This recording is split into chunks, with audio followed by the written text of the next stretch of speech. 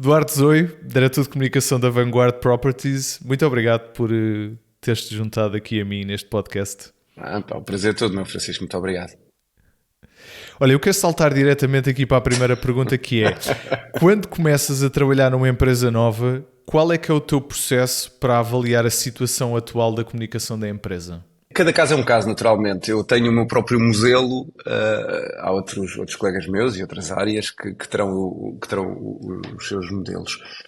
Eu acho que o primeiro, seja em que área for, tem de ser feito, tem de ser fazer um assessment do que é que existe. O que é que existe, quais materiais de comunicação, qual a presença online, analisar as mensagens-chave, compreender a percepção da marca através de estudos de mercados que possam eventualmente existir, ou então eu próprio desenvolver novos estudos de mercado, entrevistar membros-chave das equipas, stakeholders, clientes, também são fundamentais, perceber qual a cultura interna e externa, etc. Portanto, eu acho que aqui não há novidade nenhuma, francamente. O que é que eu faço, invariavelmente, que é uma coisa que me tem dado resultados muito interessantes. Eu acho que é importante quando nós entramos numa empresa e vamos liderar. No meu caso tenho tido essa sorte de ir para a direção de comunicação de algumas empresas de referência. Tem sido fazer uma coisa que pode parecer um pouco presunçoso, que é eu, antes de entrar, uma semana, 3, 4 dias antes de entrar, eu próprio olho para a empresa, vou ao site, faço um mapping de tudo o que é que a empresa anda a fazer, e eu próprio faço uma estratégia de comunicação, digo tudo, o que é que devia ser os porta-vozes, que mensagem é que devia ser, que estratégia é que deviam seguir, qual a estratégia de storytelling, qual os conteúdos que deviam ser produzidos, quem é que eram os stakeholders a atingir, etc. Portanto, eu próprio faço uma estratégia, quer dizer, com informação muito escassa da organização, informação que é pública. E, portanto, na primeira semana, nos 3, 4 primeiros dias, faço esse levantamento total da organização e depois comparo. Obviamente, faltam-me imensas coisas, como é evidente, não é? Há muitas coisas que é, como eu disse, é um bocado presunçoso. Eu dizia, deviam fazer isso, e depois eu vejo, claro que não deviam fazer, já fizeram e não resultou, ou já testaram e não teve o impacto desejado. Mas, curiosamente, há sempre um ou outro apontamento que não diria que é esquecido, mas que não é tido em conta, porque isto faz-me lembrar a história, isto agora é um bocado infantil, mas a história do sapo eu não sei se conhece a história do sapo e da panela de água quente, que é, se tu tens uma panela de água a ferver e tiras um sapo, o sapo entra e salta imediatamente. Se tens um sapo lá dentro e pões uma água que vai aquecendo até ficar a ferver, o sapo morre cozido lá dentro. E digo isto porquê? Porque muitas vezes as pessoas que estão nas organizações, com o stress que há, com a personalização, etc., vão se esquecer de pequenos pormenores, vão descuidando alguns pormenores. E, portanto, quando eu entro, consigo ter esta visão, eu ou qualquer pessoa que entra, não é? Consegue ter esta visão e diz, porque é que não dizer, de vez em quando são coisas absolutamente básicas, mas com um impacto muito positivo. E, portanto, eu gosto de fazer este exercício que estava a dizer, de fazer um estudo antes, uma estratégia, delinear uma estratégia antes, um plano antes de entrar, e depois comparar e ver se há aqui alguma coisa que nos está a escapar. Portanto, tenho este método,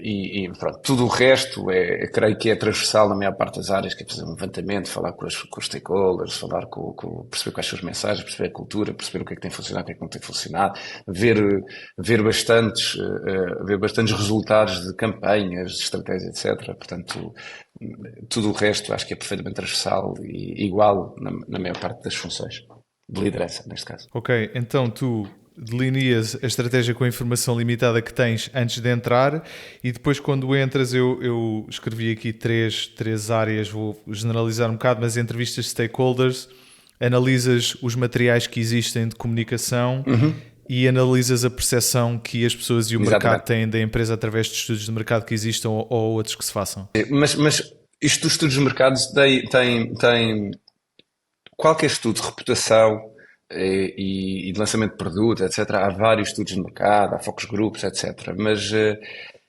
eu tenho-vos a dizer que eu tenho sempre algumas reticências em termos de estudos de mercado. Porque eu acho que muitas vezes o problema dos estudos de mercado é que as pessoas não pensam no que sentem, não dizem o que pensam e não fazem o que dizem. E isto há aqui um estado psicológico muito interessante, porque, e tu falaste do Dunning-Kruger há uns tempos, portanto, é aqui um insight psicológico muito interessante. Eu dou-te aqui mais um que também é interessante, que é do Travis e Kurzban, que foram dois psicólogos e que explicaram exatamente isto. É porque as pessoas, invariavelmente, não têm acesso às suas motivações genuínas, porque não é do seu interesse saber. E as pessoas muitas vezes, lá está, como eu estava a dizer, não pensam bem no que sentem, não dizem o que pensam e não fazem o que dizem. E há muitos estudos de mercado que há alguns bias ali. Eu acho que quando faço estudos, e atenção, eu estou a dizer isto, mas eu faço inúmeros estudos de mercado.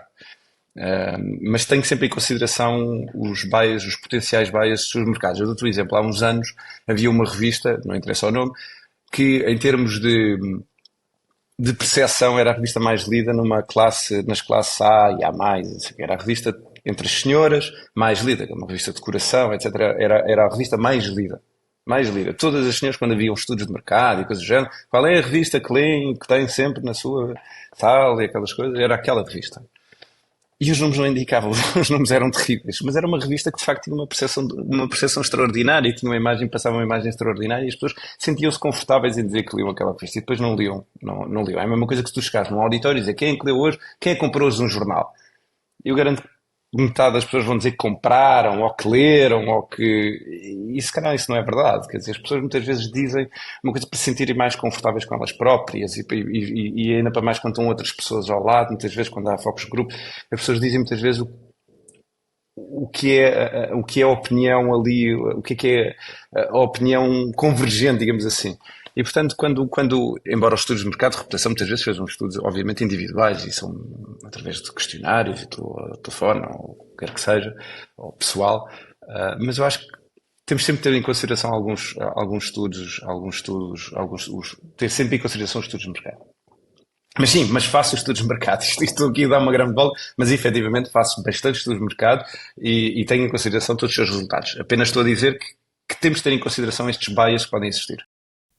Então, isso leva-me à questão de... Então, tu recebes um estudo de mercado, tens a noção de que os resultados podem não ser fidedignos, de que forma é que os interpretas?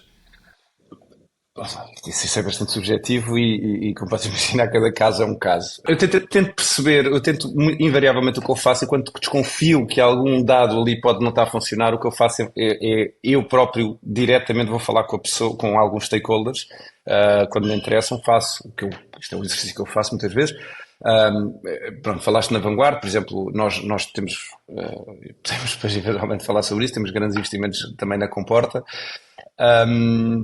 Por exemplo, o que eu faço é vou aos stakeholders regionais e falo com eles diretamente e tento perceber e tento, com base nos estudos, e nós fazemos vários estudos também nessa região e em várias outras regiões e investimentos que nós fazemos e público em geral, sempre stakeholders naturalmente. Mas o que eu faço é quando tenho algumas dúvidas ali em relação a alguns resultados, o que eu faço é que vou diretamente falar com alguns destes stakeholders regionais ou stakeholders políticos, imaginemos, e perguntar mesmo diretamente. Eu sei, atenção, as empresas tens N empresas, associações, etc., de trabalhos incríveis e já têm em consideração estes bias. Atenção. Estas empresas já têm em consideração estes bias, eles próprios, quando me apresentam relatórios, dizem atenção que pode haver aqui um viés nas respostas, etc. Portanto, uma margem de erro, digamos assim.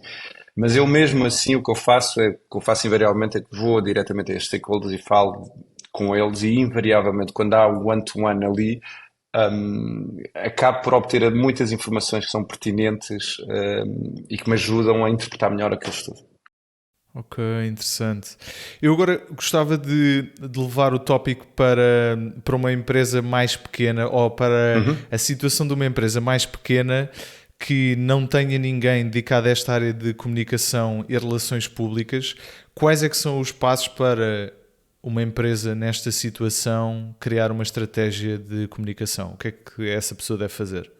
Primeiro tem um longo trabalho pela frente.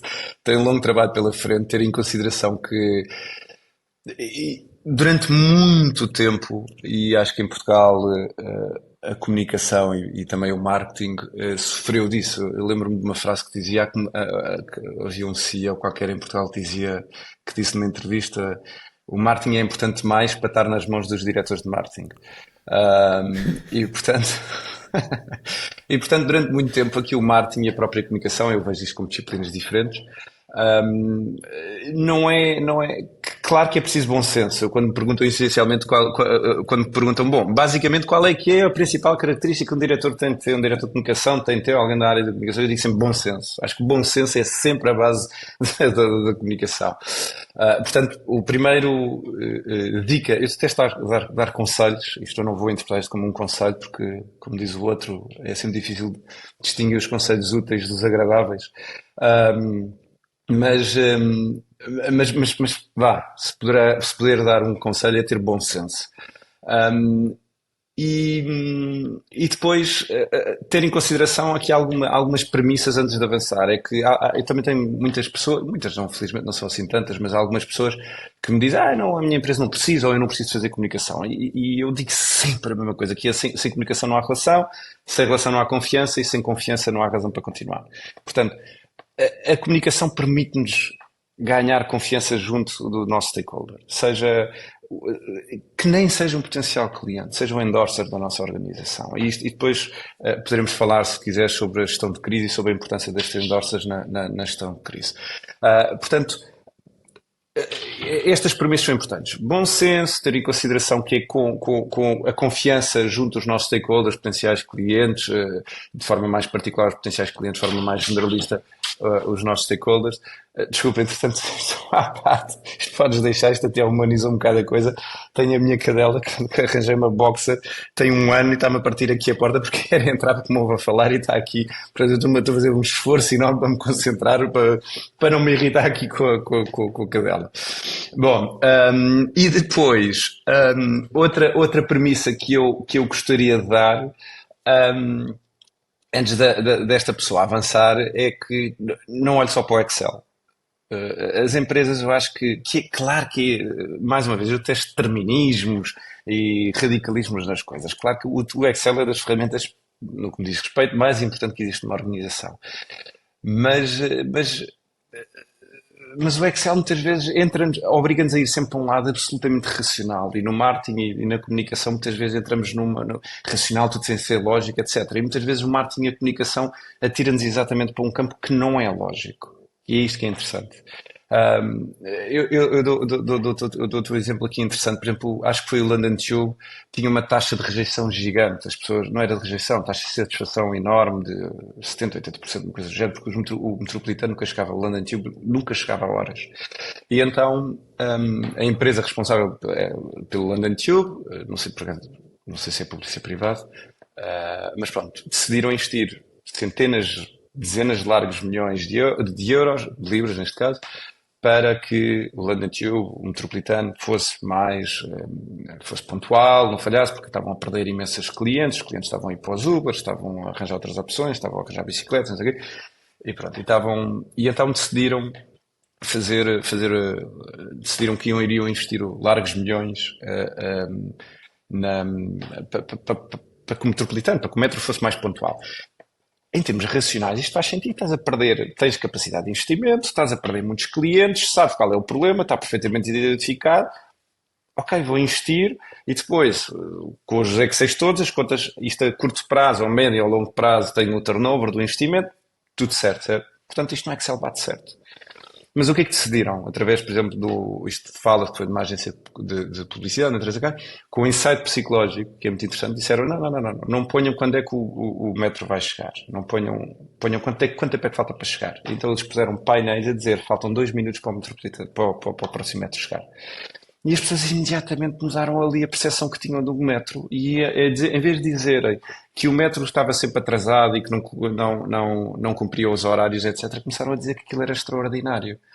Porquê? Porque a gestão de expectativa é importantíssima aqui. E, portanto, com um simples painel, deixaram de dizer quando é que o metro vinha, deixaram de dizer quando é que era o horário fixo do metro, para dizer quanto tempo é que faltava para ele chegar. E imediatamente as pessoas chegavam a metropolitana, ok, vou esperar 5 minutos, porque tu esperas 5 minutos, ou esperas 10 minutos, sabendo que são 10 minutos que vais esperar, é muito mais fácil do que esperar 5 minutos sem saber quanto tempo, aquela incerteza. A Uber é exatamente isto. A Uber, entre outros insights psicológicos e outras estratégias psicológicas que usaram, faz isto.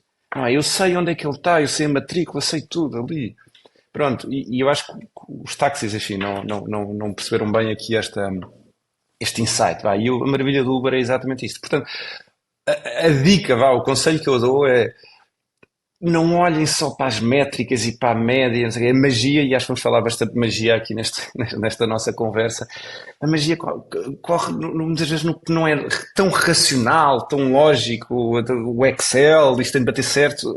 Olhem um bocadinho para o lado. Eu não estou a dizer para não olharem para o Excel, não fazerem as contas todas, claro que sim. Mas olhem também para. Bora inverter isto. Vamos pensar aqui. Bora pensar diferente. O outro exemplo também é engraçado da loja do 24/7. Uma loja, por exemplo, uma loja que está aberta até à meia-noite e só abre às 6 da manhã, portanto está fechada de meia-noite às 6, porque no Excel viu que não ganhava dinheiro naquela hora, não vendia, certo? As pessoas dizem, ok, no Excel, o diretor financeiro, o CFO, o CEO, o diretor operacional, todas as pessoas envolvidas podem dizer, não estamos aqui a ganhar dinheiro com isto, da meia-noite às 6 não vale a pena estar aberto.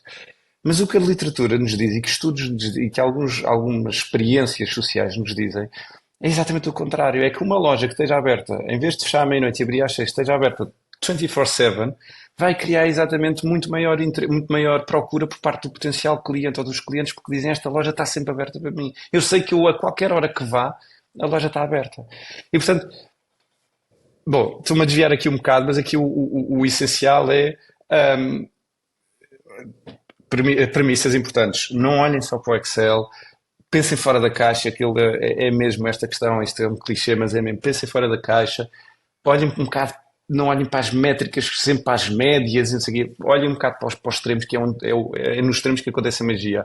E depois, obviamente, depois vem a parte mais prática e operacional da coisa, que é definir objetos claros de comunicação, identificar o público-alvo, criar mensagens consistentes, escolher quais os canais mais apropriados, etc. Porque muitas vezes eu já tive um amigo que dizia, eu vou criar, quando houve o boom do, do Facebook, dizia, eu vou criar uma página no Facebook. E eu dizia, mas o que é que vais lá pôr? Que conteúdo é que vais lá pôr? Vou pôr informações só da empresa. Eu dizia, mas se calhar não faz sentido ter Facebook, se calhar aposta noutro canal, não olhes só para o Facebook.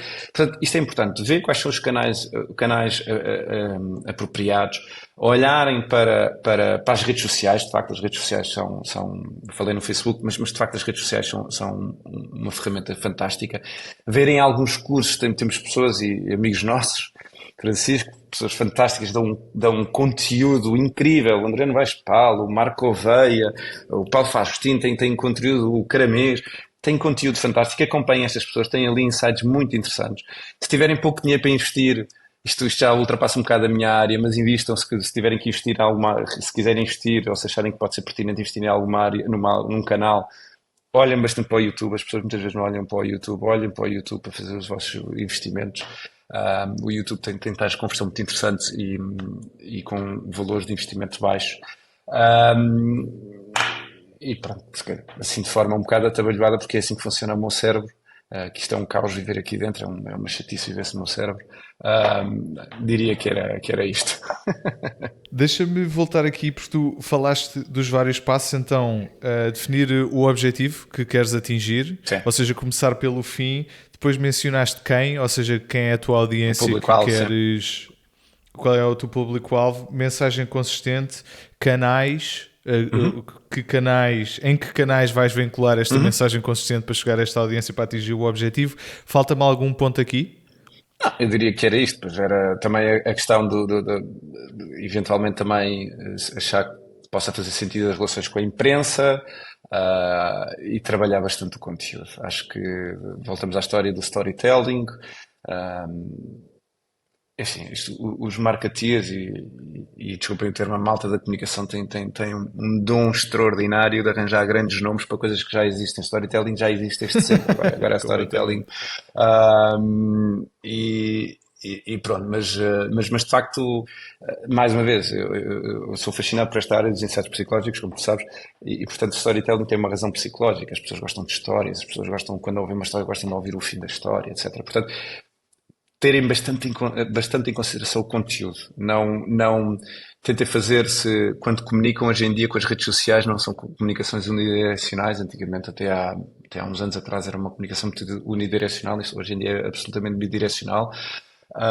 E, portanto, dar conteúdo e dar... olhem para toda a estratégia de comunicação olhem como o processo de venda como um resultado de toda a relação que vocês têm com o potencial cliente. Não vejam como um fim, vejam como, aliás, não vejam como um objetivo, vejam como um fim. O vosso objetivo é criar uma boa relação com o potencial cliente ou com o vosso stakeholder. E já agora, muito bem, depois vem o processo de venda. O processo de venda, veja o processo de venda como um plus, assim é que é. Não olhem só de forma obcecada para a venda, porque isso normalmente acaba por transparecer e acaba por depois as pessoas acabam por tomar decisões absolutamente drásticas e quando estão ali um bocado atrapalhadas, está aqui a minha cadela. Um, Nós temos, nós temos diz, estado diz. a falar aqui temos estado aqui a falar do racional e do irracional. E eu queria, e tu falaste há bocado também da questão da comunicação gerar confiança. E então eu queria ir aqui ao ponto do objetivo que tu queres atingir. Tu, quando defines este objetivo ou vários objetivos, são objetivos quantificáveis ou Sim, são sim, sim, sim, sim. algo mais inquantificável, como gerar, fazer com que X audiência se sinta de uma forma? Durante muito tempo tu tinhas a comunicação a estratégia de comunicação era intangível, certo? Os resultados da comunicação eram intangíveis. As pessoas falavam, reputação, a notoriedade e a reputação é diferente, as pessoas muitas vezes tendem a confundir isto, notoriedade, sim, de forma simplista, com os perigos quando uma pessoa simplifica as coisas, mas de forma simplista a notoriedade é a quantidade de pessoas que fala de ti, digamos, qual o alcance das tuas mensagens, etc, etc, etc. A notoriedade é o número de pessoas, a reputação é o que essas pessoas dizem de ti, que é diferente, certo? Tu podes ter uma notoriedade altíssima e uma reputação terrível, não é? Bom, mas durante muito tempo a comunicação era intangível, era algo intangível, os resultados, e muitas empresas diziam que a comunicação podia ser vista como um gasto da empresa, que era importante, mas que... Entretanto, na comunicação começaram a aparecer algumas métricas muito, muito interessantes, enfim, se calhar algumas pessoas da comunicação ficam um bocado. Espero que não é esse o objetivo, mas podem não achar muita piada, mas são algumas métricas que servem para ludibriar, quer dizer, ludibriar outros, que é, por exemplo, o AVE. O AVE, que é o Advertising Value Equivalency, não sei se já ouviste falar, o AVE, mas era uma Podes métrica. repetir o que é? Advertising Value o quê? Value Equivalency. Então, basicamente isto foi uma coisa que apareceu há uns anos, era uma métrica de comunicação e era, eu quando vou para um jornal, imagina, tenho uma página de um jornal de referência qualquer, certo? E essa página, uma entrevista ao meu CEO e tem favorabilidade positiva em termos editoriais, o jornal é lido pelos meus stakeholders, tem uma tiragem e uma taxa de leitura elevadíssima e, portanto, é um sucesso, certo? O que é que eu faço? É uma entrevista que é positiva, digamos assim, é uma ação que é positiva. O que é que na comunicação se fez? Ok, quanto é que custa esta página em publicidade? Custa 5.000 euros, certo? Ok, esta minha ação teve um impacto de 5.000 euros.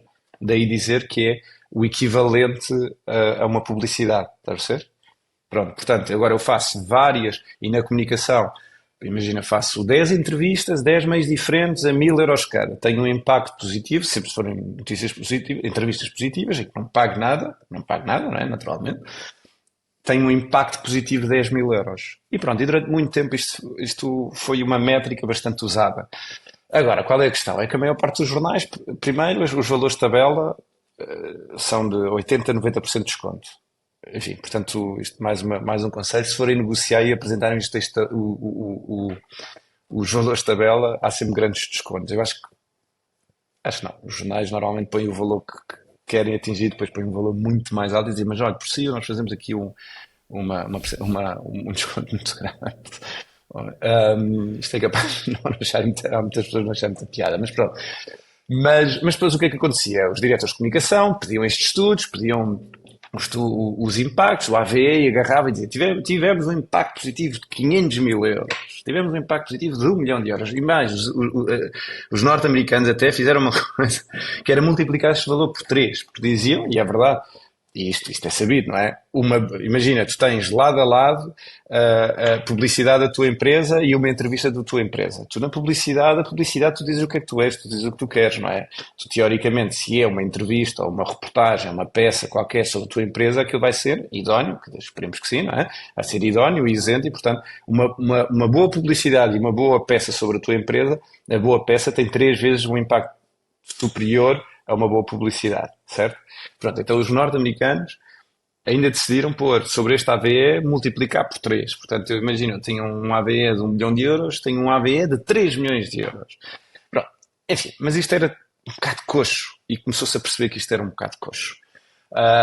E portanto começou-se a desenvolver outras métricas também muito interessantes. Os estudos de reputação começaram a aparecer e eu já disse isto cá em Portugal, tens pessoas e tens Reputation Circle, não sei o quê, tens algumas associações que fazem, agora estou a dizer, enfim, publicidade à parte, tens On Strategy, tens empresas de facto muito boas que fazem estes levantamentos, que pensam a reputação, que pensam o impacto positivo que tens junto dos teus stakeholders e, portanto, isso já começam a ser, para mim, já começam a ser métricas reais.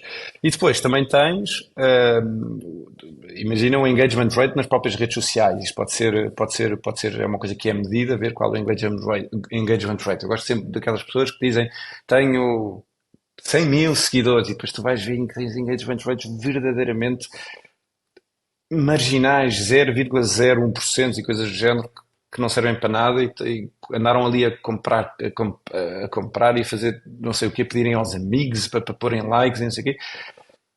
Enfim, que depois são penalizados pelos próprios algoritmos das redes sociais em que sabem que eles não estão a pôr conteúdo de relevo e depois aquilo, obviamente, depois os seus posts não têm um alcance tão elevado. Enfim, que é um erro. Mas pronto, o engagement rate nas redes sociais também é um indicador a ter em conta. Depois também temos as taxas de favorabilidade dos próprios mídias. Eu trabalho com uma empresa que me consegue fazer análise em quase real time. Tenho, aliás, com 2 empresas, uma que me faz a compilação de tudo o que saiu em offline e consegue saber qual a taxa de favorabilidade, faz uma avaliação da taxa de favorabilidade editorial, ou seja, se foi uma notícia com impacto positivo, se é negativo, etc. E tu consegues ter um mapa ali de todas as tuas ações. E tenho outro, por exemplo, que me consegue saber em real time, com base em inteligência artificial, e isto por acaso vai ser anunciado muito brevemente, esta parceria que temos com esta empresa, em que com base em inteligência artificial consegue saber tudo o que sai online relacionado com a minha empresa, o que é que estão a dizer, se é positivo, se é negativo, etc. Tudo com base em inteligência artificial, que é de facto inovador e bastante interessante. E por fim também depois também tens outros indicadores muito interessantes, que por exemplo o NPS, não sei se já ouviste falar, que é o Net Promoter Score, que é uma escala que vai de 1 a 10, de 1 a 6 são os detratores, 7 e 8 são os neutros, são os passivos, e o 9 e 10 são os teus endorsers, são as pessoas que... Portanto, isto também acho que pode ser um indicador muito interessante. E, portanto, com base em todos estes dados, eu consigo fazer mensal, trimestral, semestral ou anualmente, e é o que eu faço até, vou fazendo periodicamente, faço um anual, faço um semestral, faço um trimestral, relatórios sobre o que é que está a funcionar, o que é que não está a funcionar, que estratégia é que está a funcionar, e depois a estratégia global da própria organização onde eu estou, em que eu consigo avaliar o que é que está a funcionar, o que é que não está a funcionar. Acho que é isto. Acho que é isto. Está aqui muita coisa. Eu tenho que calar porque depois começo-me a entusiasmar, depois tu fazes uma técnica terrível que os jornalistas muitas vezes fazem, que é dizer que sim. Uma pessoa está a dizer o maior disparate e ele está a dizer que sim, que é incentivo a outra pessoa, que é ali um mirroring, que uma pessoa vai a dizer sim, está a dizer, mas incentiva eu a falar cada vez mais e a dizer disparates. E eu acho que reparar que os jornalistas fazem isso muitas vezes com os políticos. Os políticos estão a falar, eles estão a dizer que sim, que sim, que sim, que sim. E os jornalistas, quer dizer, os políticos, os mais experientes sabem perfeitamente isso que eu estou a falar e, portanto, não caem nesta armadilha. Portanto, tem que ter cuidado, eu vou falando, tu vais dizendo que sim, e, portanto, tem que ter um bocado de cuidado com isto. Mas, olha, genuinamente eu estou a dizer que sim porque acho que o que tu estás a dizer é super interessante e eu queria recapitular aqui então em termos de métricas e KPIs para avaliar o sucesso ou insucesso de uma estratégia de comunicação. Tu mencionaste 4 que consideras mais fiáveis atualmente: os estudos de reputação, o engagement rate nas redes sociais, as taxas de favorabilidade, em Uhum. que vocês têm uma empresa que analisa offline e a nível de online vão Online. fazê-lo através de inteligência artificial e Uhum. ainda o Net Promoter Score, Ah. NPS. São Sim, estes quatro. podemos, sim, são sim. Há vários outros, mas diria que esses são sim alguns dos principais, sim, claramente, claramente. Mas isto depois dos mídia, depois bom, enfim, já me estou aqui a antecipar aqui, se calhar coisas que vamos falar ao longo desta conversa, não quero dizer tudo logo de seguida. Mas diz isto, desculpa. Diz, o que é que ias Não, dizer? não, não, ia falar sobre a questão dos mídia. Aqui eu não sei se é, se é pertinente, por exemplo, numa. Aqui esquematizar isto. Muitas vezes as pessoas, quando abrem uma empresa, dizem eu quero ir para o jornal, quero escrever uma notícia do jornal, quero aparecer na comunicação social, quero.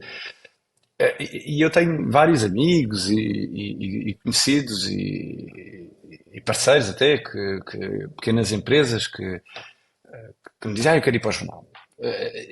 Enfim, antes disto tudo, tentem definir um objetivo. O que é que vão para o jornal dizer o quê?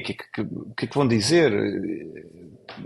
Enfim, as agências de comunicação lidam diariamente com isto. Deve ser. Eu felizmente nunca trabalhei, e digo felizmente porque a agência de comunicação é uma loucura de trabalho e de volume e de exigência de vez em quando de clientes, muitas vezes e clientes que não estão bem dentro desta área da comunicação e fazem pedidos bastante complicados, vá. Imagina, quero uma página inteira, uma entrevista no principal do jornal. Quer dizer, isto está bem, mas ouça, você tem uma microempresa, tem 10 pessoas, ou tem 20 pessoas, tem 50 pessoas, mas arrancou agora com a empresa, não há história ainda, não está. Quer dizer, é complicado. Mas eu, se calhar, o que diria se alguém me dissesse quer aparecer no jornal, eu se calhar dizia: não percas tempo. Não é uma notícia no jornal que vai me dar alguma coisa, quer dizer, ou é um furo extraordinário, ou é aqui uma coisa que cria um buzz gigante à volta daquilo, e isto é muito complicado, não é? Parece mais uma vez as agências de publicidade, e eu trabalho com várias que me dizem que há alguns clientes que dizem qual é o briefing deles, eu não sei o que é que eu quero, mas eu quero uma campanha viral. Pronto. Quer dizer, isto não é assim que funciona, não é? Acho que a maior parte das campanhas que nós queremos que viralizem, não é? Que seja orgânica, que isto espalhe, que as pessoas partilhem, que, enfim. Um, mas então, eu diria que não gastem dinheiro, não gastem assim tanto tempo em mídia para fazer uma notícia, porque e ainda para mais, assim, eu estou aqui com algum cuidado, mas ainda para mais, isto para explicar aqui a história da comunicação. A comunicação houve uma mudança radical por causa do advento online, certo? Até antes das redes sociais tínhamos os jornais. Os jornais era o principal ponto de comunicação, ou um dos principais fontes de comunicação. Depois havia o word of mouth, obviamente, havia a televisão, havia etc. Mas os jornais, vamos agora concentrar-nos no jornal papel. O jornal papel, até há uns anos atrás, tinha os gatekeepers, não sei se, pronto, que eram os gatekeepers, que eram ali as pessoas que diziam que notícias, digamos assim, que notícias, os editores, etc., que diziam que notícias, artigos de opinião, etc., que podiam entrar naquele jornal. E eram bastante exigentes, e era difícil uma pessoa entrar no jornal. Portanto, o jornal assumia um papel absolutamente fundamental na estratégia de comunicação de uma empresa que quisesse trabalhar a sua reputação junto aos stakeholders mais vastos, digamos assim. E, portanto, e não só, quer dizer, podia ir para um económico para atacar ali, por exemplo, diretores de bancos, e CEOs, etc. Mas pronto. Mas havia estes gatekeepers. Ora, com o advento com o advento digital, isto mudou radicalmente. E estes gatekeepers começaram a desaparecer, digamos assim. Hoje em dia, se tu quiseres escrever um artigo de opinião, mandas para um jornal digital, um jornal online, tu tens uma forte possibilidade de ele vir a ser publicado. Claro que, quer dizer, não é um. Eu, como sem qualquer conteúdo, escrever um artigo, o que é que eu acho, isso temos tempo. Há os fóruns, enfim, que eu não gosto nada dos fóruns, mas enfim. Mas, mas não é assim tão complicado quanto isso. E depois, tu tens jornais que têm página, que têm digital, tu tens inúmeros artigos de opinião. O teu artigo de opinião ser visto ali no meio, é muito complicado. Ou uma notícia ali no meio, se for só com meio dúzia com 1000 caracteres, quer dizer, uma notícia ali no meio de. O online é muito rápido, muito rápido, muito rápido. Ou tem algum impacto, ou então, não sei se tem assim o efeito tão desejado como as pessoas pensam, que é, depois o quê? Agarras uma notícia, partilhas nas tuas redes sociais, mandas aos teus potenciais, aos teus clientes, dizer que saíste naquela notícia, mas acho que as próprias pessoas dizem, tá bem, mas hoje em dia qualquer pessoa já publica um artigo de opinião, por exemplo, no jornal. Agora, se conseguires ali criar uma boa história, teres algum destaque no jornal, ali, eu acho que aí poderá, se conseguirmos ter uma boa história, com uma boa cobertura, vá, digamos assim, pode ser interessante, mas não olhem só para o jornal, só para os mídias, só para a comunicação social, como bom, a minha estratégia de comunicação é é só comunicação social, porque para arrancar, não sei se vai ter o impacto desejado. Eu não estou a dizer que não seja, que não possa fazer parte. Atenção, acho que faz parte. Por exemplo, o Airbnb, eu não sei se sabes a história do Airbnb, o Airbnb gastava, como podes imaginar, milhões em investimento gastava milhões, mas lá está, é um Airbnb. Gastava milhões em SEO, em anúncios, em não sei o que mais. E eles decidiram, ok, anúncios, por exemplo, eu punha Lisboa, aparecia-me que apartamento queria ter 3 em Lisboa, apareciam-me várias logo opções, ter 3 em Lisboa e coisas do género. E o Airbnb percebeu durante o Covid e inverteu ali a sua estratégia de comunicação e apostou mais na marca. Eu vou apostar forte na pesquisa orgânica do Airbnb. Ou seja, qualquer pessoa que vá viajar para algum país ou para uma cidade, uma coisa do género, eu não vou estar no Google, eu vou direto, vai ser direto, eu vou para o airbnb.com e pronto, e está feito.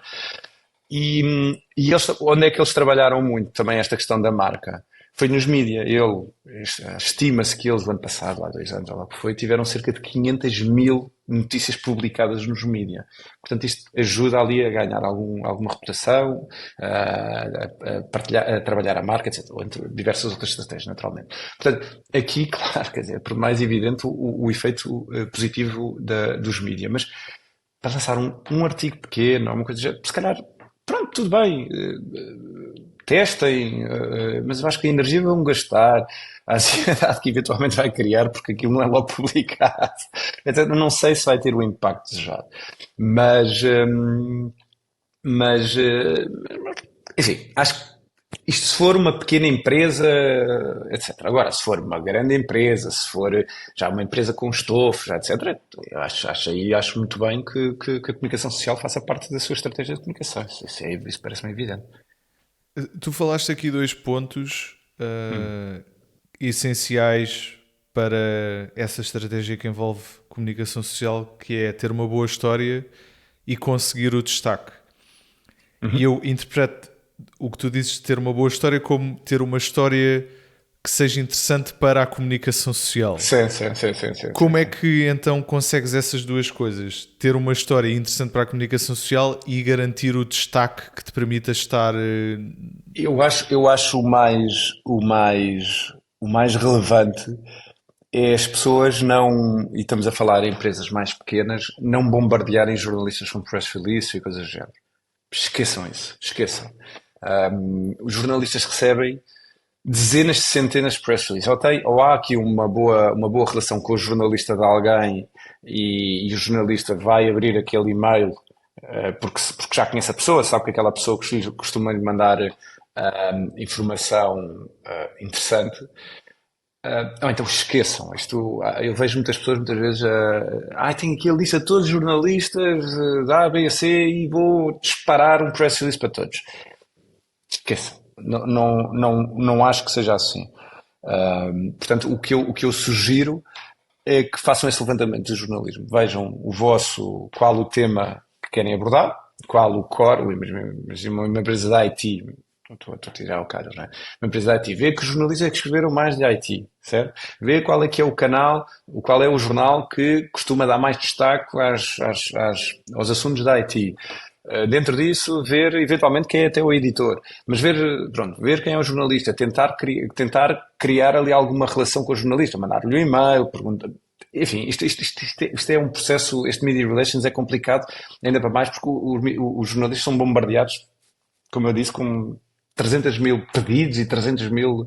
ahm, ah, eu agora estou a pensar numa pessoa, num caso, lembra-me assim de repente, eu sem falar em nomes, que era alguém que queria publicar um artigo e veio-me pedir ajuda. E eu estava-lhe a falar isto, diz, pá, vê quem é que é um jornalista, quem é que não é. E esta pessoa identificou quem é que era o jornalista que naquele jornal que lhe parecia ser o canal mais apropriado, viu quem é que era o jornalista que queria, pediu amizade no LinkedIn e começou a comentar, isto é terrível, começou a comentar tudo de forma muito positiva nos posts deste jornalista. Não era extraordinário trabalho, que parecia evidente, mas com Sim. apontamentos muito pertinentes. Depois disto, mandou-lhe uma mensagem no LinkedIn. Depois, não sei o quê, e começou a criar ali uma relação muito interessante com aquele jornalista.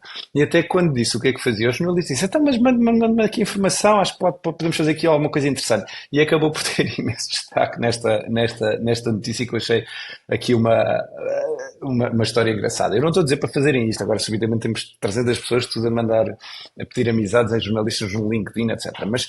Mas eu acho que, como base, ver qual o estilo daquele jornalista, o que é que aquele jornalista, identificar o jornalista que normalmente escreve aquilo para não estar a bombardear todos os outros, ver qual é o ou os jornalistas que escrevem normalmente sobre aquilo, ver o que é que eles normalmente o que é que tem estado, por exemplo, há um jornalista na área de IT que tem estado bastante debruçado na inteligência artificial. Eu tenho uma empresa que está a desenvolver um produto de inteligência artificial. Ok, vou atacar aquele jornalista. Pronto, isso logo aí é meio caminho andado. E depois é tentar personalizar ao máximo a informação que lhe é mandada. O jornalista tem de sentir que aquilo é uma informação para ele, não é uma informação que foi mandada assim em barda. E depois sobre a questão do conteúdo. Bom, isto é aquela parte em que eu já sabia que ia acontecer, que é tu vais, como? Mas porquê? E vais ali a puxar, a puxar, a puxar. Ahm, como é que querias a história? Bom, cada história é uma história, não é? Como é que tu querias? Se me disseres especificamente da minha organização, eu sei que história é que eu vou contar, não é? Por exemplo, exemplo, Comporta. Nós temos muitos investimentos na região da Comporta, somos o principal investidor na região da Comporta e a nossa preocupação o nosso pilar fundamental é a questão da sustentabilidade ambiental e social. E pronto, a partir daí eu vou criar o maior número possível de histórias para explicar exatamente isto.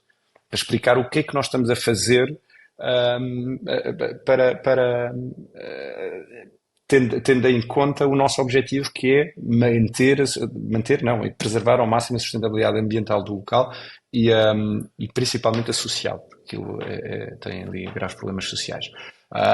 E pronto, e portanto vou agarrando ali em pequenas histórias de pessoas que saíram da Comporta, porque aquilo, da Comporta, da região de Comporta, aquilo é o Conselho de Grândola e aquela região, fala-se na Comporta, mas aquilo são dois concelhos, é Alcaçarçal e Grândola. Mas pessoas que saíram e que voltaram, é importante contarmos essas histórias, as pessoas porque é que voltaram, porque aquilo há mais oportunidades de trabalho, porque não sei o quê.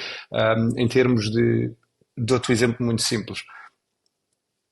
Arranjámos 3 hectares, construímos 3 hectares para recuperação de água, porque aquilo pelas questões hídricas que existem. Portanto, quisemos fazer reutilização total da água. Portanto, criámos uma história à volta deste nosso investimento e os benefícios que vai trazer para a região e não só, e para o país em geral, naturalmente, por causa dos consumos de água.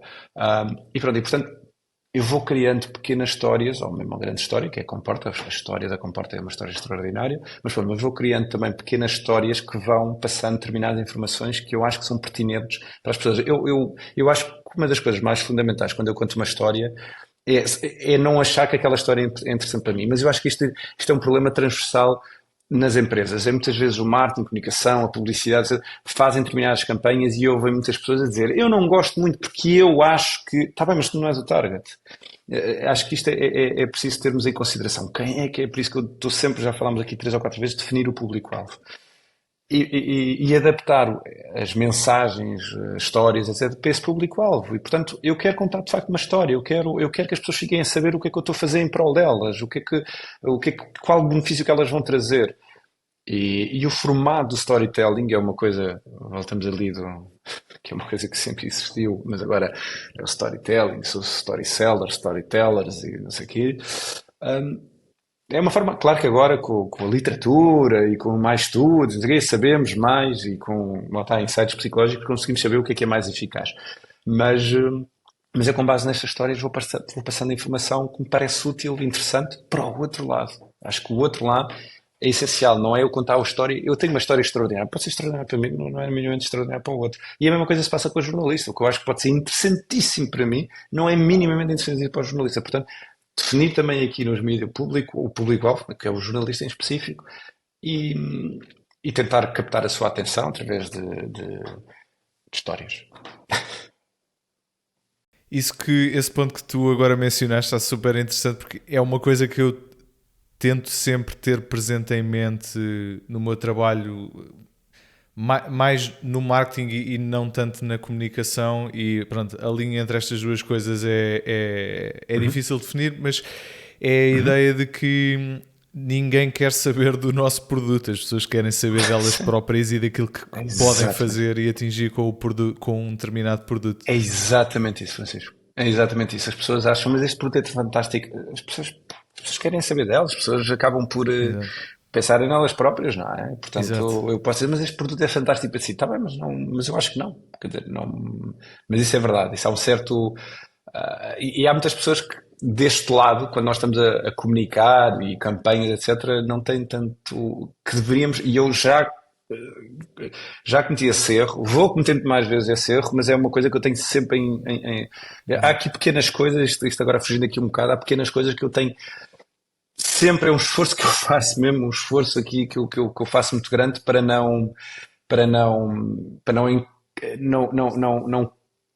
não ir sempre direto, não ver só um lado, digamos assim, por exemplo, mesmo na polarização. Acho que em termos políticos, em termos sociais, vivemos num ambiente, num momento extremamente delicado e eu faço esse esforço também. Por exemplo, quando leio notícias só de um lado, de um determinado aspecto político, tento também ler do outro, perceber também o outro lado e questões sociais, questões.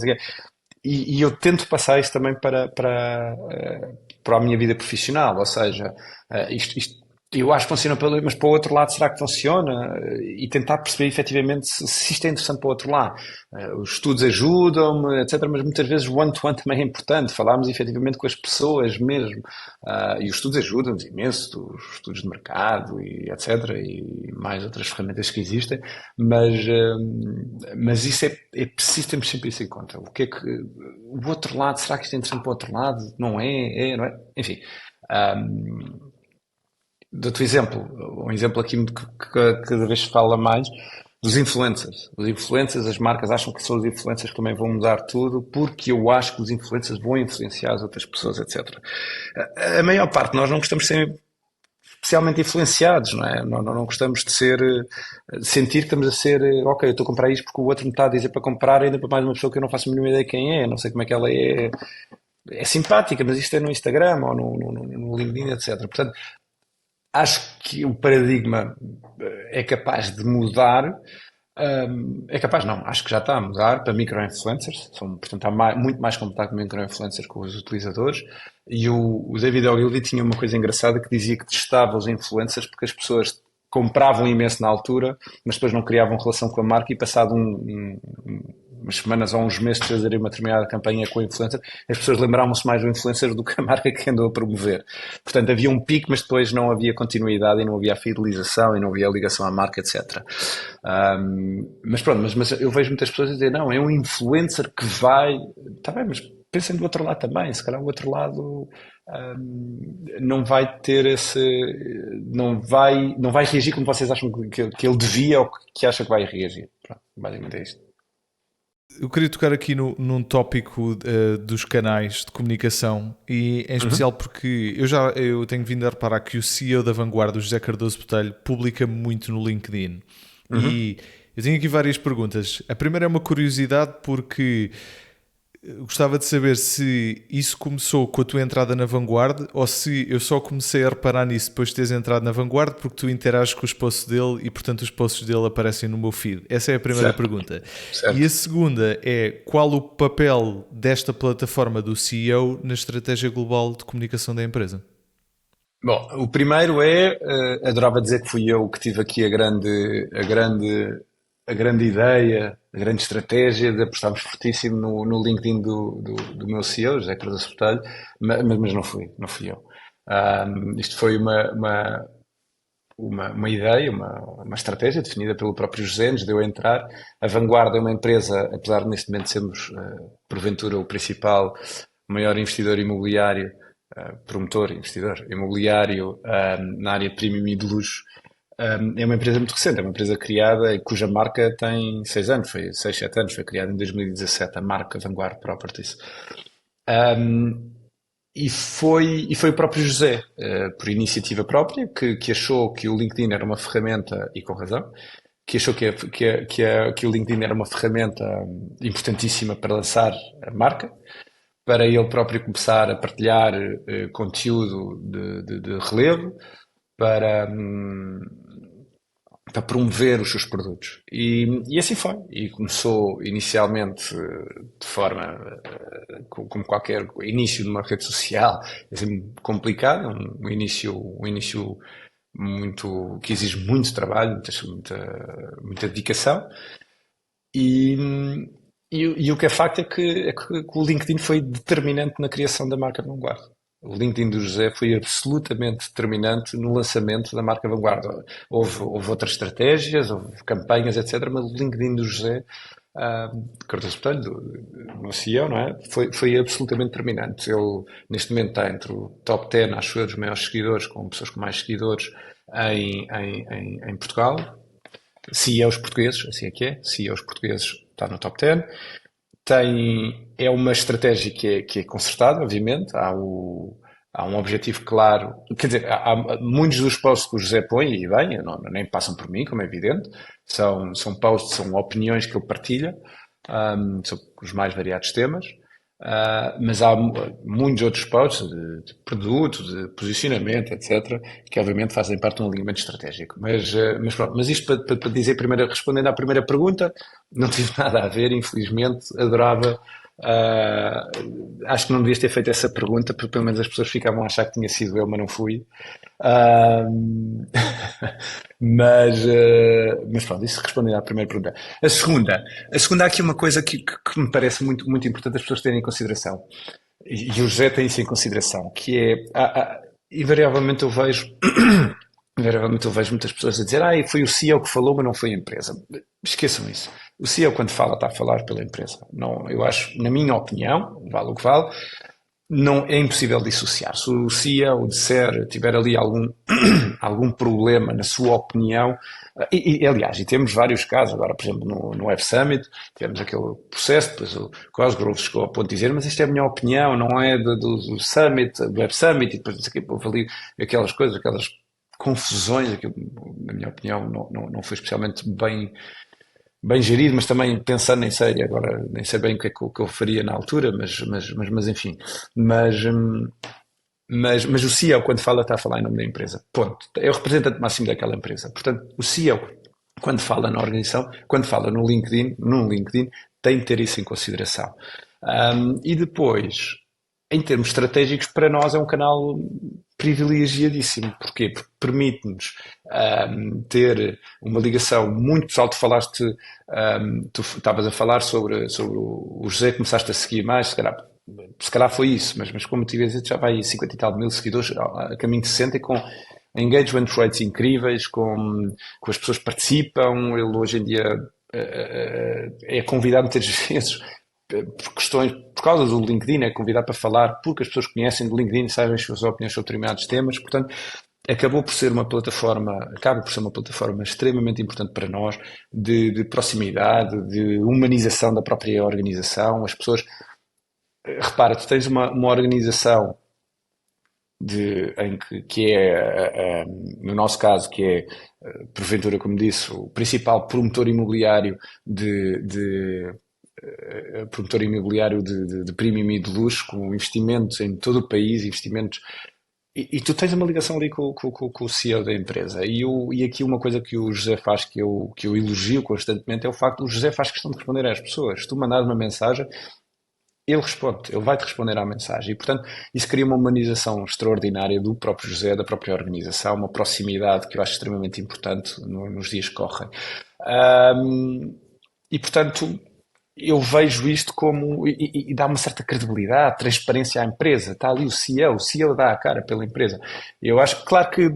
Atenção, eu digo isto, mas o José, de facto, é uma pessoa próxima, uma pessoa disponível. E agora, muitas vezes, mas como é que ele tem tempo? Bom, o José acorda, começa a trabalhar às 5:30 da manhã e desliga à meia-noite. Portanto, é um fenómeno de capacidade de trabalho. Mas há aqui uma questão que eu acho importante. Isto funciona com o José e com a Vanguard, pode não funcionar com outras pessoas ou com outras organizações. É importante termos isto em consideração, que nós não podemos mudar a pessoa para se adaptar à narrativa. Eu estou a dizer isto e alguém diz, isto é interessantíssimo, eu também vou fazer o mesmo, mas a pessoa pode não ser uma pessoa especialmente empática, não temos de ser todos empáticos, não é uma pessoa especialmente disponível. Portanto, eu acho que isto é importante termos em consideração que nós não podemos adaptar a pessoa, não se muda a pessoa para se adaptar à narrativa, mas temos que adaptar a narrativa para adaptar à pessoa. E aqui o José não se teve de adaptar a narrativa nenhuma, o José é assim normalmente e, portanto, é ali um plus que nós temos, e acaba por ser uma ferramenta estratégica extremamente importante para a Vanguard. E se houver aqui um líder ou uma líder de uma empresa que esteja a ouvir isto, que não tenha e ainda não tenha ponderado expor-se nas redes sociais, tu falaste aqui em vários benefícios de ligação com stakeholders, humanização, credibilidade, mas também em coisas mais quantificáveis como, por exemplo, convite para falar em eventos. Sim. Há aqui outros benefícios que tu Francisco, enumeres. Francisco, vamos pôr a parte, já lá vamos à parte dos líderes. Tu disseste uma vez uma coisa há uns anos, quando conheci, que eu nunca me hei de esquecer, e foi por causa do LinkedIn, que foi o marketing pessoal. O LinkedIn é uma ferramenta extraordinária para o nosso marketing pessoal. E tu, na altura, disseste, e agora se calhar estou a cometer uma inconfidência, espero que não haja problema em relação a isto, acho que não, mas tu disseste, eu percebi que quando estavas numa determinada empresa e depois saíste dessa empresa e quiseste ir para outra e disseste, eu vou começar a trabalhar o meu marketing pessoal agora. E tu disseste, eu percebi que eu devia ter começado a trabalhar o meu marketing pessoal muito antes. Eu devia, porque se eu saísse daquela empresa, se eu quisesse sair, se eu quisesse um novo desafio, eu tinha o marketing pessoal feito. E portanto, eu acho que o LinkedIn é uma ferramenta extraordinária para trabalharmos o nosso marketing pessoal por todas e mais algumas razões, seja para ganharmos credibilidade para a empresa, para nós próprios, partilharmos a nossa visão, para nós, seja em termos organizacionais ou opcionais, acho o LinkedIn extremamente importante. Mas não me esqueça essa questão que tu disseste, de quando saíste da empresa e quiseste ir para outra, ou quiseste mudar, ou quiseste procurar uma nova empresa, começaste a trabalhar o teu marketing pessoal e disseste, eu devia ter começado muito antes, não era agora. Agora parece que eu estou desesperado à procura e estou a fazer imensos posts no LinkedIn. Pronto. E portanto, isso é o primeiro aqui insight que eu acho importante termos em consideração. E o outro é exatamente isto, os CEOs, acho, mais uma vez, se não se adaptem a uma narrativa que querem passar. Se não forem uma pessoa, querem passar uma narrativa de um CEO muito próximo, muito disponível, não sei o quê, não, e empático, não adaptem, é impossível mudar a pessoa. Não se muda pessoas assim. Pode-se enganar, aquela frase que eu vou se calhar dizer disparado, mas é que pode-se enganar muita gente durante muito tempo, não se pode enganar toda a gente durante todo o tempo. E portanto, acho que a coisa mais importante no LinkedIn e as redes sociais acabam por transparecer depois isso, que é curioso. As pessoas acabam por se revelar de alguma forma o que é que elas são. E portanto, ter isso em consideração também. Agora, se me dissesse de forma absolutamente fria, analítica, se faz sentido, assim, sem alguns destes pormenores, algumas destas nuances, Eu diria imediatamente que sim. Atenção, acho que é uma forma, crias relações com clientes, com os próprios colaboradores, com os stakeholders. Como eu disse há bocado, ajuda a humanizar a imagem da empresa, estabelece algumas relações de confiança. A pessoa em questão pode se tornar um opinion leader na sua área, pode, imaginemos, o José fala bastante e hoje em dia já é visto como um opinion leader na área imobiliária, porque fala bastante da área imobiliária, das questões fiscais, a questões de investimento, a questões políticas. Sendo que nestas questões políticas temos sempre de analisar bem, porque sempre delicado, não é? Suscita sempre muita discussão. Temos de ter isso em consideração quando partilhamos determinadas opiniões, que aquilo pode dar asa a alguma discussão. Mas depois também o LinkedIn ajuda-nos aqui, é uma plataforma que nos ajuda a comunicar os valores, a missão, a visão da empresa. E, portanto, se me perguntares diretamente, faz sentido, dir-te imediatamente que sim. Agora, depois há determinadas nuances que poderei dizer, se calhar não faz sentido assim, se calhar não faz sentido assado, ou uma coisa já. Mas assim, de forma bastante objetiva, acho que é uma plataforma extraordinária para qualquer CEO. E agora, esta pessoa está completamente, que ainda não se expõe, está completamente convencida com os argumentos que tu acabaste de apresentar, mas nunca fez um post no LinkedIn. Como é que esta pessoa pode começar? O que é que esta pessoa Sim, faz? sim, sim, sim.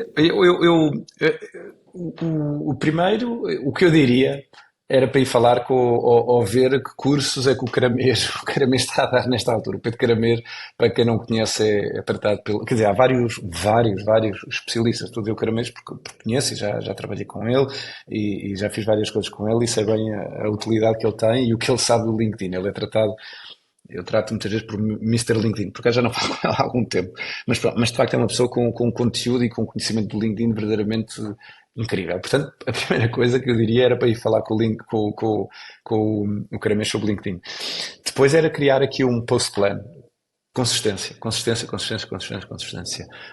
Eu não sei, há algumas métricas que se vêem no LinkedIn em que dizem que qual é a melhor hora, qual é o melhor dia, dizem que um post por dia, qualquer coisa desse género, um post por dia para começar, era um post por dia às X horas, isto para dar o kick-off inicial, eu não tenho isso bem presente.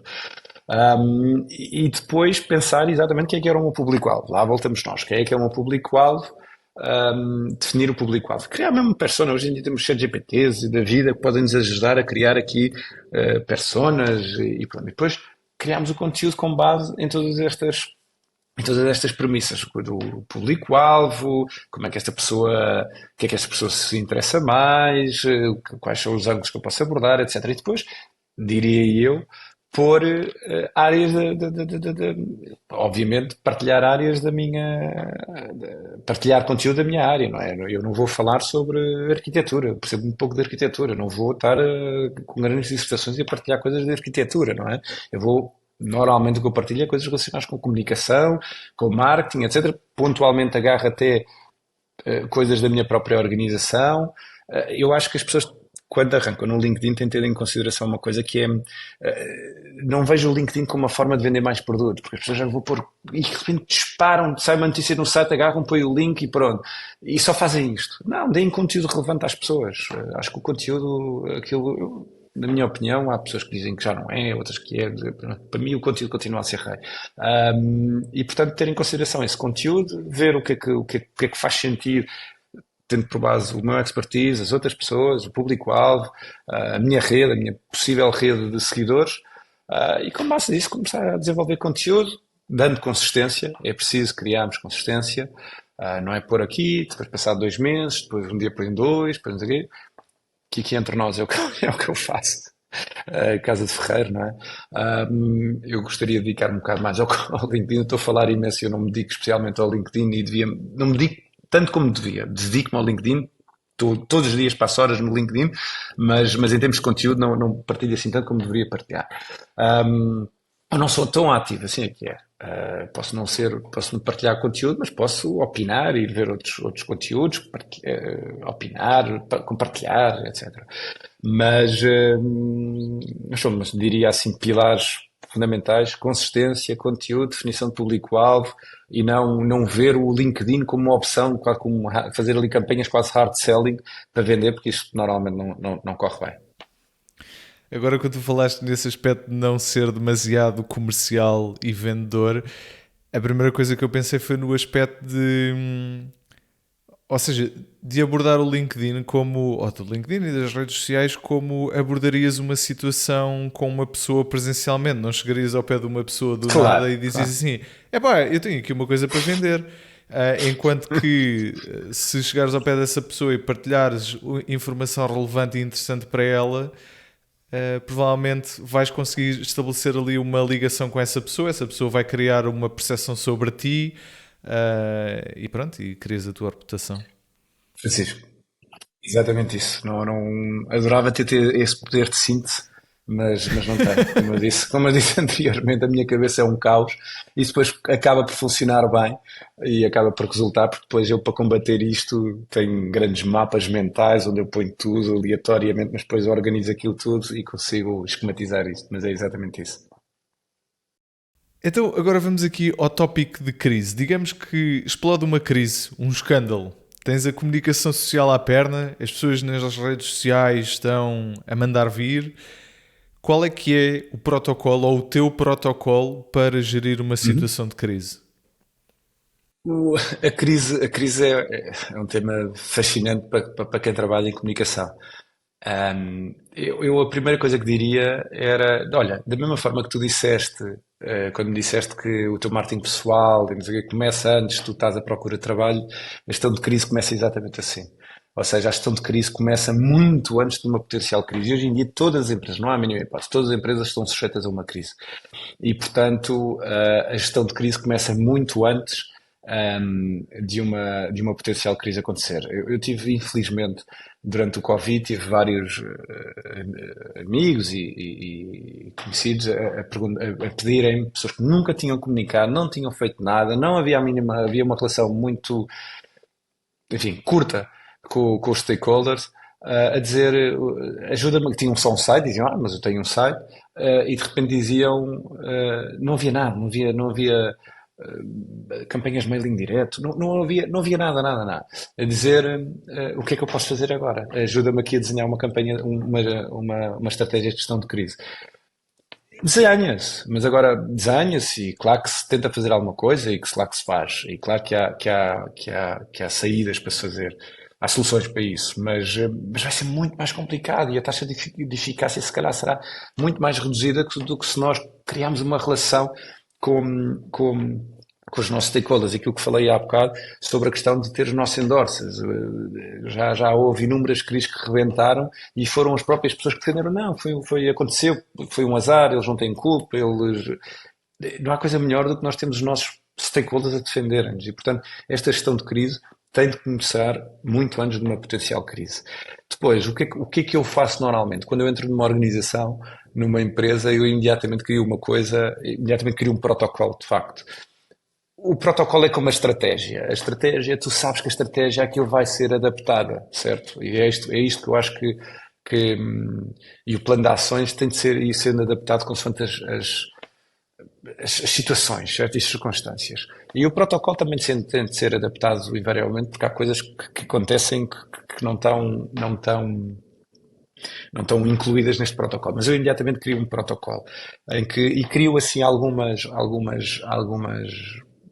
alguns pontos fundamentais, e pronto, já agora aproveito para partilhar que na comunicação de crise temos de ter uma comunicação rápida e transparente, temos de criar, tem de ser criada uma equipa de resposta, os brasileiros chamam isto o gabinete de gerenciamento de crise, e eu por graça ponho este nome, o gabinete de gerenciamento de crise, que normalmente é o CEO, o diretor de comunicação, o diretor jurídico, o diretor do departamento onde possa ter acontecido ou possa nos ajudar e a pessoa, imaginemos que é uma pessoa que assistiu a uma situação ou que testemunhou ou que nos pode ajudar. Portanto, cria-se este protocolo de criação de gabinete de gerenciamento de crise. É preciso fazermos uma avaliação constante dos impactos e do risco das nossas determinadas ações.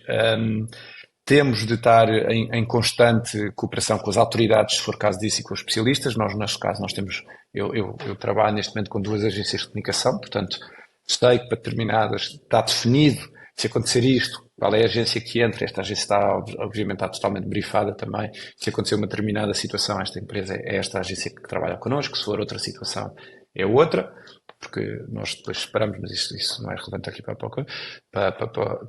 o caso. Ter planos de contingência, portanto, no protocolo de crise, eu crio mesmo o que é que deve ser feito, crio mesmo um plano de ações, o que é que deve ser feito, plano de contingência, se isto não funcionar, crio ali quase chavetas, digamos assim. Tenho também nisto o outro pilar que me parece fundamental é a comunicação interna. Eu continuo a dizer isto, as pessoas falam nos stakeholders, quando falam nos stakeholders, falam normalmente do público externo. Eu continuo a achar que os nossos melhores comerciais evidentemente, são clientes satisfeitos, mas também ou, se calhar muitas vezes mais, são as pessoas que trabalham connosco, se as pessoas estiveram engajadas, como se diz, com a organização, são um asset extraordinário e, portanto, a comunicação interna é absolutamente fundamental. E eu acho que há muitas empresas que de vez em quando descuram um bocado a comunicação interna e o envolvimento dos colaboradores em determinadas situações. Acho que, portanto, mas numa gestão de crise acho que tem de ser envolvido, acho que tem de ser explicado, tem de ser brifado, eles têm de saber, eles são o nosso porta-voz também, junto família, amigos, sei lá, tudo o que for, parceiros, etc. Acho que tem de haver humanização e empatia. Se quiseres, depois falamos daqui a bocado de alguns exemplos, mas tu teres um porta-voz numa determinada gestão de crise, em que um porta-voz que não é minimamente empático, que não há mínima consideração pelo que está a passar com o outro lado, problemas que haja com o outro lado, acho que pode não correr bem. Temos de haver uma coordenação também nas redes sociais. Este gabinete tem de coordenar também as redes sociais, portanto, se houver o Social Media Manager, envolver também o Social Media Manager. Por exemplo, eu lembro-me de uma... já não me lembro qual foi o primeiro caso, assumo, mas houve alguém que foi a primeira vez que, quando rebentou uma crise, criou uma hashtag sobre aquele caso.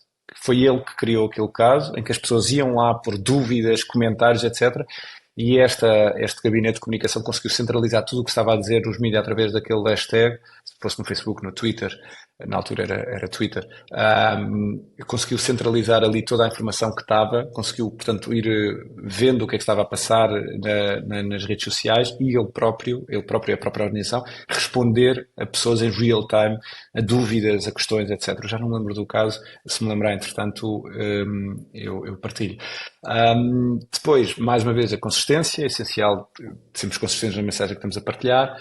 E depois no final fazemos uma avaliação pós-crise, o que é que correu mal, o que é que correu bem, etc. E melhoramos o protocolo. Portanto, isto é o que eu faço normalmente. Entro numa organização, identifico, falo com todas as pessoas que posso, identifico todas as potenciais crises que possam surgir. Houve crises Covid, ninguém estava à espera, mas foi as empresas que melhor que adaptaram os seus protocolos foram, porventura, as empresas que melhor ultrapassaram esta situação. Sendo que não foi uma gestão de crise reputacional, não é? Isto foi uma crise mais... Caramba, isto foi uma crise global em toda a linha, mas pronto. Mas pronto, e quando entro numa organização, crio este protocolo, identifico tudo o que pode acontecer, incluo tudo o que pode acontecer e tento crio desde coisas, desde assédio moral, assédio sexual por parte de alguém, desde um desastre de trabalho, desde tudo, inclui as situações que podem, inclusivamente, que eu acho que jamais acontecerão na minha organização, mas incluo. E pronto, e depois, com base nisto, vou criando este protocolo, tendo por base estes pilares que falei anteriormente. Ok, isso é super interessante e eu ia-te perguntar se tu equacionavas mesmo as situações mais específicas possíveis e vamos aqui saltar, por exemplo, para um exemplo de um restaurante para não estarmos a falar especificamente da vanguarda, mas, por exemplo, então tu num restaurante definirias se houver uma intoxicação alimentar, irá aqui entre acontecer nós, isto...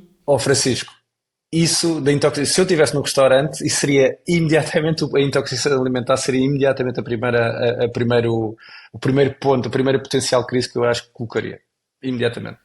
a intoxicação alimentar. E então faça Sim. isso, ou por exemplo, se houver fotografias de baratas a irem para a internet e tu definirias tudo o que aconteceria depois disso, o que é que... Quer dizer, eu tento especificar, o que eu tento é dentro, por exemplo, isso das baratas eu não colocaria as baratas, colocaria a questão da higiene, por exemplo, certo? Colocaria ali Ok. a higiene, e dentro da higiene contemplaria, porventura, quer dizer, e tem de contemplar a propagação da notícia pelas redes sociais, quer dizer, portanto, fala-se que as fake news, notícias negativas, notícias, têm um efeito 7-1 com notícias positivas e reais.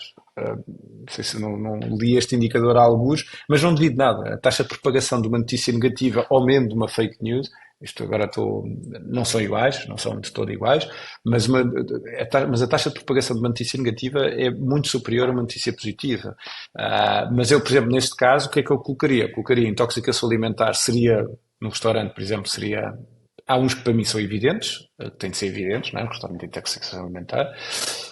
Mas na questão das baratas e ratos, etc., se fosse que animal fosse, colocaria na questão da higiene, ou seja, sermos atacados por uma questão qualquer higiênica, e com base nisto, pronto, se fosse uma barata, depois adaptaria se calhar a comunicação que quando comunicasse, seguiria o protocolo, sendo que no protocolo temos se temos culpa, assumir a culpa, não é? Se temos a responsabilidade, assumimos a responsabilidade. Isto faz-me lembrar, há uns anos, houve um diretor de comunicação da Amazon, que disse que lhe perguntaram qual era o plus, que não era o plus, qual é que era o grande truque, digamos assim, que eles tinham, porque eu já não me lembro bem quando é que isto foi, isto é um bocado vago na minha cabeça, mas perguntaram-lhe qual era a estratégia que eles tinham, porque o atendimento, o apoio ao cliente, de facto, era bastante válido para uma empresa daquela dimensão. E ele, não sei se te lembras, nos primórdios da Amazon, e eu não sei como é que é agora, francamente, porque hoje em dia é tudo, compro tudo digital, e não sei o quê, e compro tudo, e parece que aquilo é marketplace, muitas vezes a culpa não é da própria Amazon. Mas eu, quando comprava um livro e o livro não chegava dentro de um determinado período de tempo, imagino, diziam que demorava 5 dias, demorava 8 dias, eu mandava um mail a dizer que o livro ainda não tinha chegado, e eles imediatamente resolviam a situação, davam-me um vale, etc. Não pagava o livro, ou davam-me um vale para comprar outro, uma coisa do género. E o diretor de comunicação, acho que foi o diretor de comunicação, disse: bom, nós no meio deste processo descobrimos uma palavra maravilhosa, que é o desculpe. Desculpe ter razão. E portanto, as pessoas, eu não estou a dizer para banalizarem o desculpe, atenção, mas é assumirem a responsabilidade. E eu acho que uma das coisas mais importantes quando rebenta uma crise em que efetivamente a responsabilidade é nossa, é assumir, porque temos que assumir a responsabilidade. Assumir a responsabilidade, e depois há determinados, o protocolo normalmente é assumir a responsabilidade, fornecer soluções, demonstrar o compromisso com a resolução daquele problema, ir acompanhando, depois a empatia,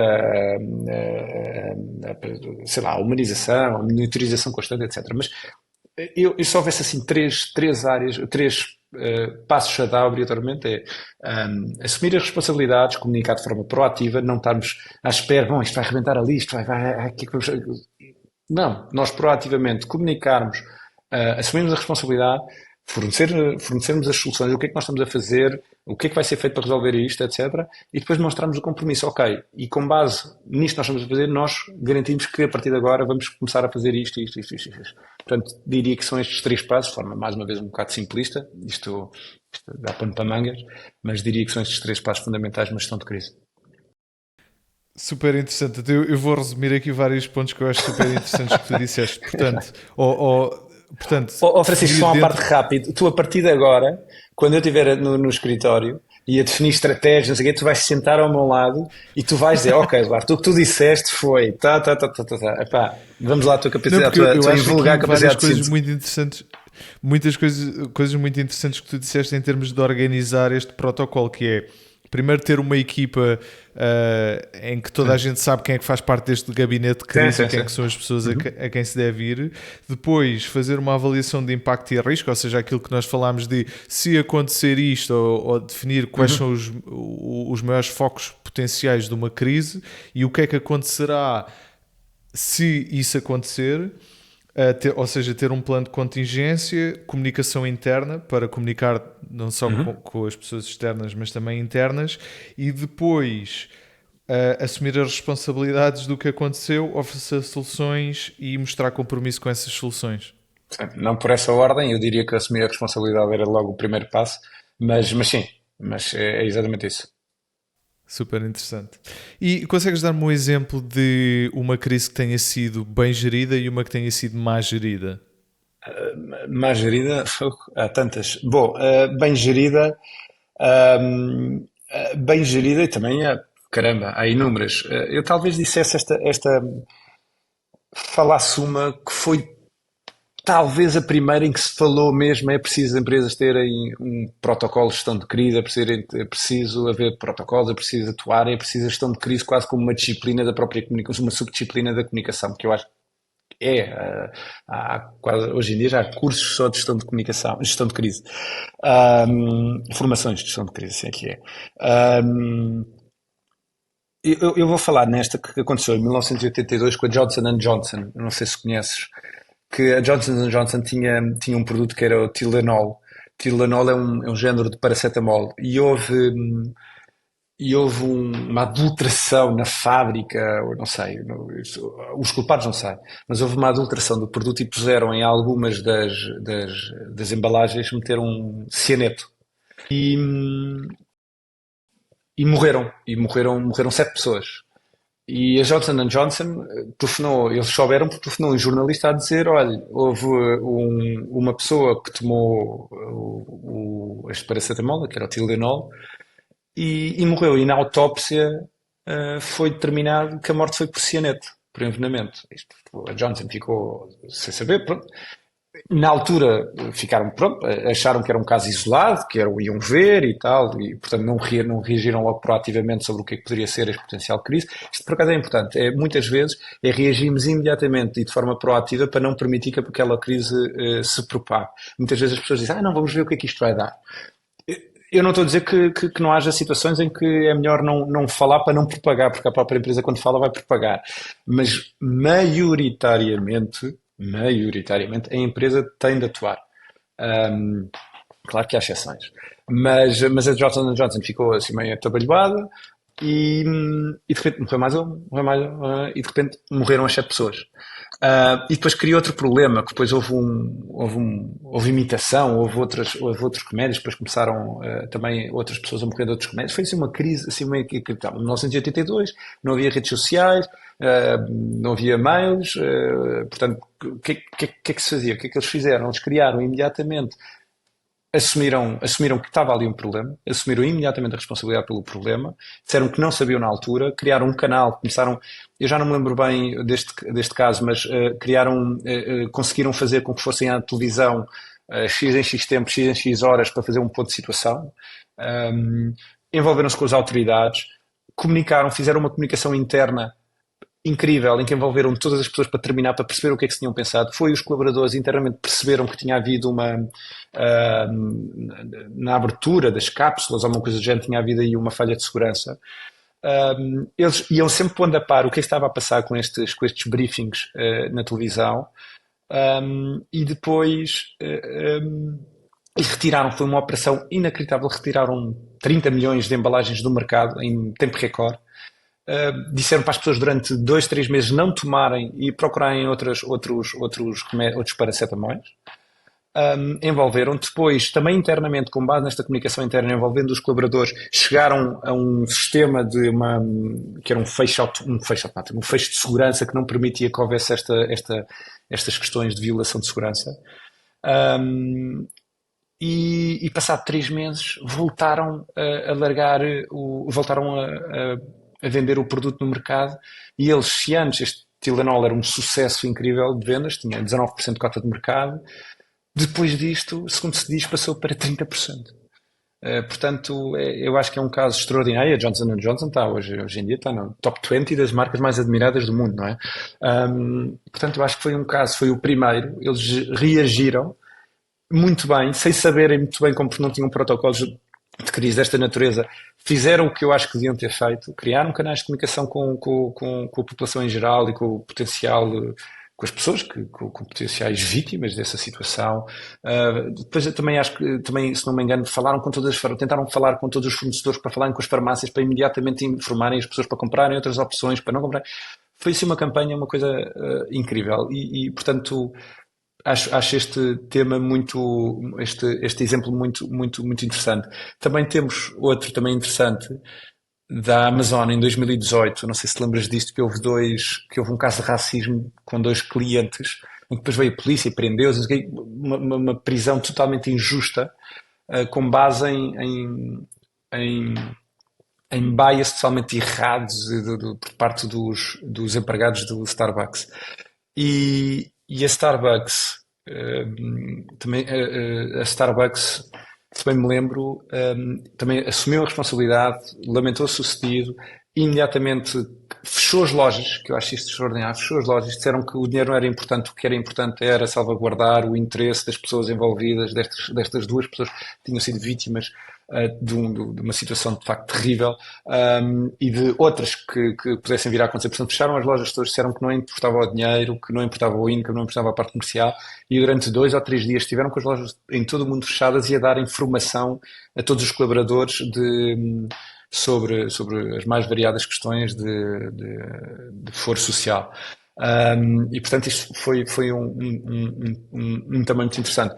Também temos, este aqui é discutível, pronto, agora eu sei que só pediste um exemplo, mas é um tema de facto muito interessante. Também temos, que é um dos casos assim mais conhecidos, que foi uma coisa muito falada em 2017 da United Airlines. Não sei se te lembras, aquele médico de 60 anos que foi puxado à força toda do avião porque havia overbooking, e ele dizia, desculpem lá, mas ninguém me disse, eu tenho de viajar. Depois chegaram, puxaram, ele bateu com a cara cheio de sangue, depois alguém filmou, que foi para as redes sociais, e aquilo foi uma loucura em termos de impacto da United Airlines. Houve outras pessoas a contarem histórias da United Airlines, foi terrível. E, e na altura o CEO, que foi o Oscar Munhoz,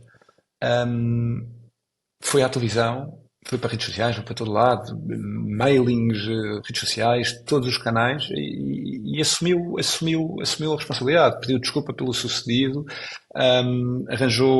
disse que é que se tinha passado, porque é que se tinha passado, e o que é que eles iam fazer para mudar aquilo, que foi uma situação lamentável, e todos os procedimentos, e envolveu sempre as pessoas, e portanto implementou mudanças, não só implementou, como comunicou que mudanças é que iria implementar, fez treinos e formações, etc., aos seus funcionários, e portanto foi um caso. Há pessoas que dizem que não foi bem gerido. Eu acho que, enfim, dadas as circunstâncias, até acabou por ser um caso muito interessante. E dou este exemplo porque teve um impacto mediático absurdo. Não sei se te lembras do vídeo, depois era ele deitava sempre por todo lado, enfim, foi uma situação muito, muito, muito complicada. Então, uma coisa essencial que eu retiro dos vários exemplos que tu deste é a necessidade de implementar transparência operacional. O mais possível. O mais possível. Eu acho que sempre que se fala em gestão de crise, para mim a palavra é ser o mais transparente possível. Não vale a pena mentir. Não vale a pena. A melhor gestão de crise possível é não mentir. Às vezes é verdade. Claro que tu és empresa. Claro que tu não... Há determinadas situações que acontecem por forças das circunstâncias, não é forças das circunstâncias, por algum azar, por alguma situação, por uma pessoa que está mal disposta e teve um comportamento errado e que aquilo toma repercussões enormes. Claro, todas as empresas estão sujeitas a crise, a uma potencial crise, mas eu acho que não vale a pena mentir, tentar arranjar desculpas. Aconteceu, pronto, aconteceu. Vamos assumir transparência nos processos, o que é que aconteceu, o que é que nós estamos a fazer, transparência, e mais uma vez, aqui eu termina agora esta parte da gestão de crise, quer dizer, podemos depois falar também de um ou outro caso negativo, porque eu fiquei há bocado quando estava a falar, lembrei-me de termino esta parte dos bons exemplos como comecei, que é bom senso. Também é preciso bom senso na gestão de crise. Qual é que foi o caso negativo de que te lembraste? Que eu acho que 90% das pessoas de comunicação vão falar, que é o da BP, em 2010, o Deepwater Horizon. Quer dizer, foi acho que é um case study. Se alguém quiser ver o que é um caso, uma gestão de crise mal gerida, vão ver isso e vejam vejam as entrevistas, enfim, aquilo foi, de facto, as entrevistas do próprio CEO, tudo foi mal, agiram tardíssimo, começaram a negar ao princípio o que é que estava a passar, disseram que não tinham culpa, que não tinham responsabilidade daquilo, quando era evidente que eles sabiam perfeitamente que tinham.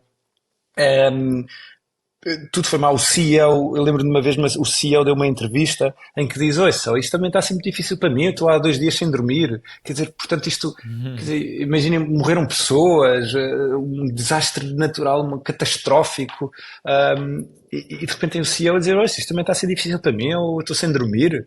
Quer dizer, aquilo foi tudo, a falta de empatia, aquilo foi terrível, terrível, terrível, terrível, e claramente vejo este como assim, o caso assim, recente de uma gestão de comunicação mal gerida.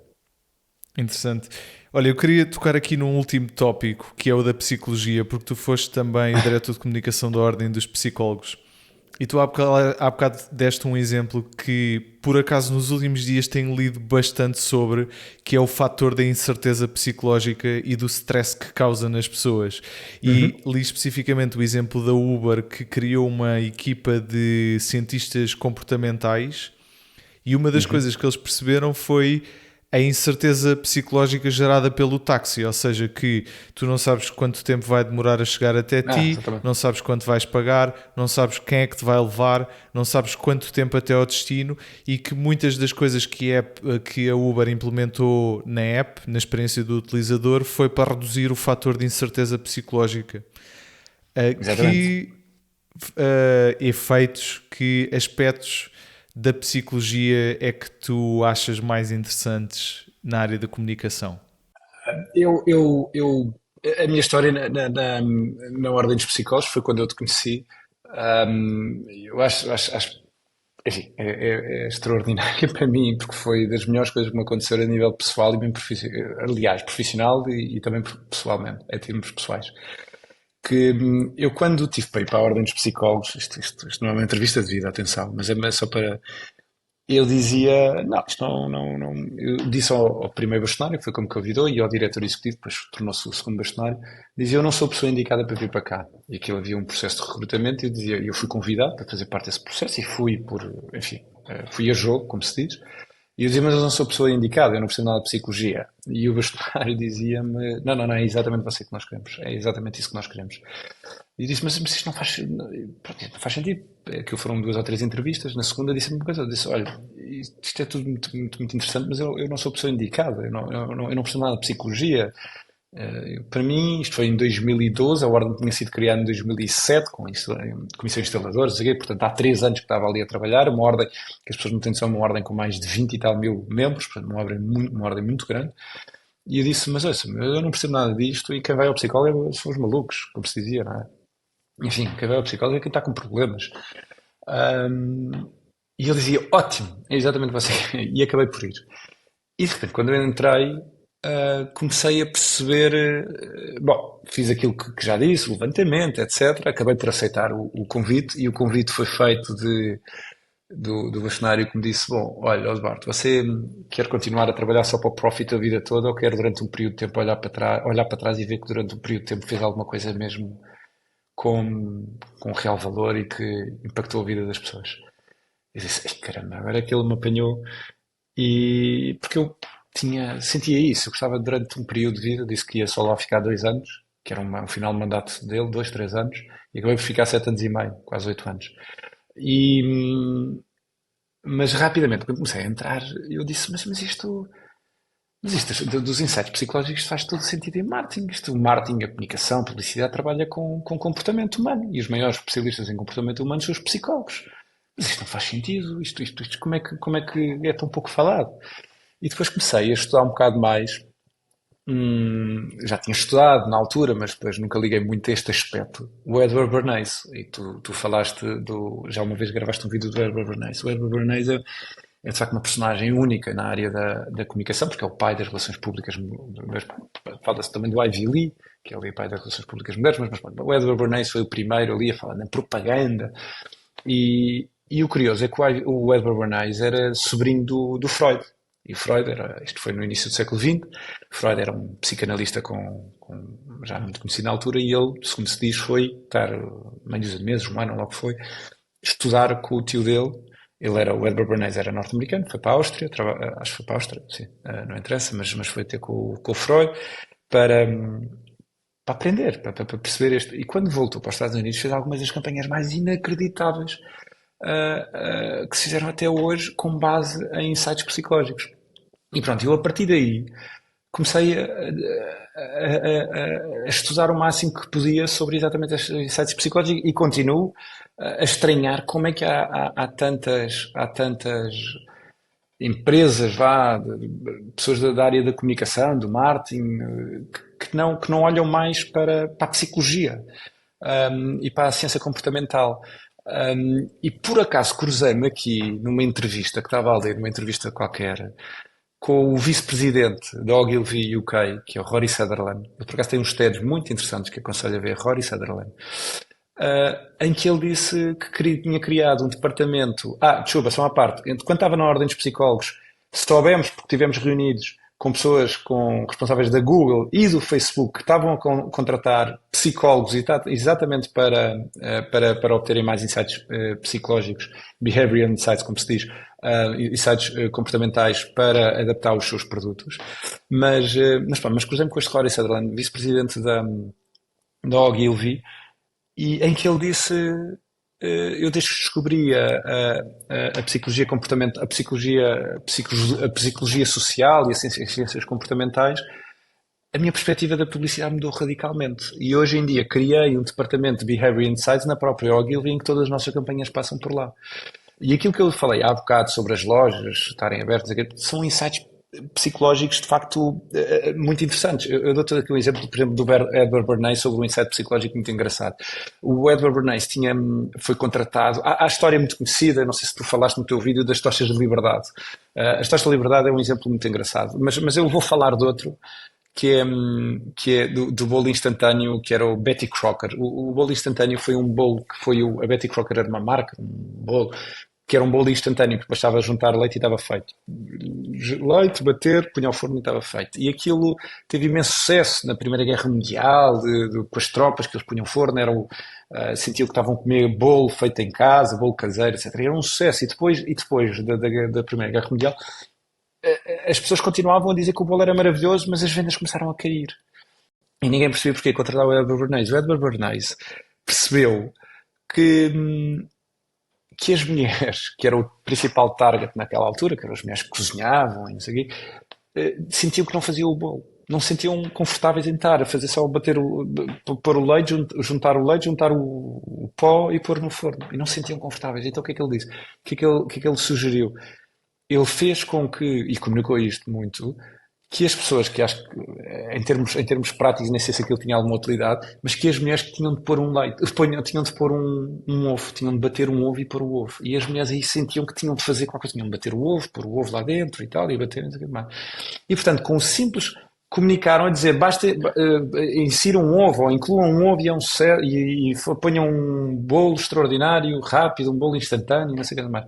E de repente as vendas dispararam. E, portanto, com base no insight, foi envolver as mulheres. As mulheres não se sentiam confortáveis por estar a pôr na mesa bolos que eram instantâneos, que eram rápidos, que elas não tinham qualquer tipo de intervenção e que as pessoas adoravam, atenção. Isto é que é curioso, as pessoas adoravam o bolo, mas que não tinham intervenção da parte delas. Então, pondo o ovo, as mulheres sentiam que tinham mais... faziam parte, eram elas que faziam o bolo. E pronto, e portanto... Eu, com base nisto, comecei a perceber que havia inúmeros insights psicológicos muito interessantes. E depois começou a aparecer Daniel Kahneman, ganhou o Prémio Nobel da Economia pelas questões de Behavior Insights. Depois veio a seguir o Richard Taylor, que ganhou o Prémio da Economia também com esta questão de Behavior Insights e com o Nudge, que agora também está na moda o Nudge, e eles disseram uma coisa engraçada, que era, e é isto que é importante para a parte da publicidade, e quando se faz campanhas e marketing, comunicação, que é a larga maioria, todos nós, na larga maioria de decisões que tomamos, as nossas decisões são emocionais, nós somos seres emocionais. Só que nós procuramos argumentos racionais para validar a nossa decisão emocional. E, e isto muda completamente aqui o mindset aqui de muitas coisas. E pronto, e portanto, há aqui insights incríveis, situações inacreditáveis de nudge. Nudge. Vem um nudge que é o nudging, é o elefante, a mãe elefante, quando quer empurrar o filho, é o nudging, faz assim com a tromba, empurra. E portanto são pequenos, é a arquitetura de decisão, como eles dizem, são pequenas situações que te estimulam a tomar uma determinada decisão. Exemplo, carrinho de compras nas compras. Eles agarraram, isto é uma experiência que existe, agarraram em, vamos supor, 50 carrinhos de compras, ou naquelas bases onde tu agarras, e não puseram nada. E noutros 50 puseram as famílias mais saudáveis, em média, comem 11 vegetais por semana. E no final de conta, no final do período da experiência, veio-se a determinar que era por demais evidente que os carrinhos onde tinham esta informação vendia-se 30% ou 40% mais vegetais. Outro exemplo, isto é nudge, o Behavior Insight vai muito além do simples nudge. Mas, por exemplo, tinhas umas escadas rolantes e tinhas um elevador no metropolitano. E aquilo era só um andar e o elevador estava sempre sem parar. E eles queriam usar o elevador mais para pessoas que tivessem pernas partidas, que tivessem alguma fragilidade física, algum problema, cadeirinha de rodas, etc. Mas as pessoas iam todas pelo elevador. E até eles puseram, e as escadas rolantes estavam ao lado, e puseram em cima a dizer 80% das pessoas têm ataque cardíaco prematuro, precoce, não faziam um exercício físico. E imediatamente as pessoas iam pelas escadas porque achavam que pronto, já que eu tenho só de dar um andar, vou pelas escadas, não vou pelo elevador. E pronto, e portanto há aqui inúmeros casos muito, muito, muito interessantes. Outro exemplo, e juro que não te chatei mais com isto, porque de facto é uma área que eu acho fascinante. A dispersão do objetivo, o insight psicológico, mais um. O Yahoo era o principal motor de busca há uns anos atrás. O Yahoo punha tudo.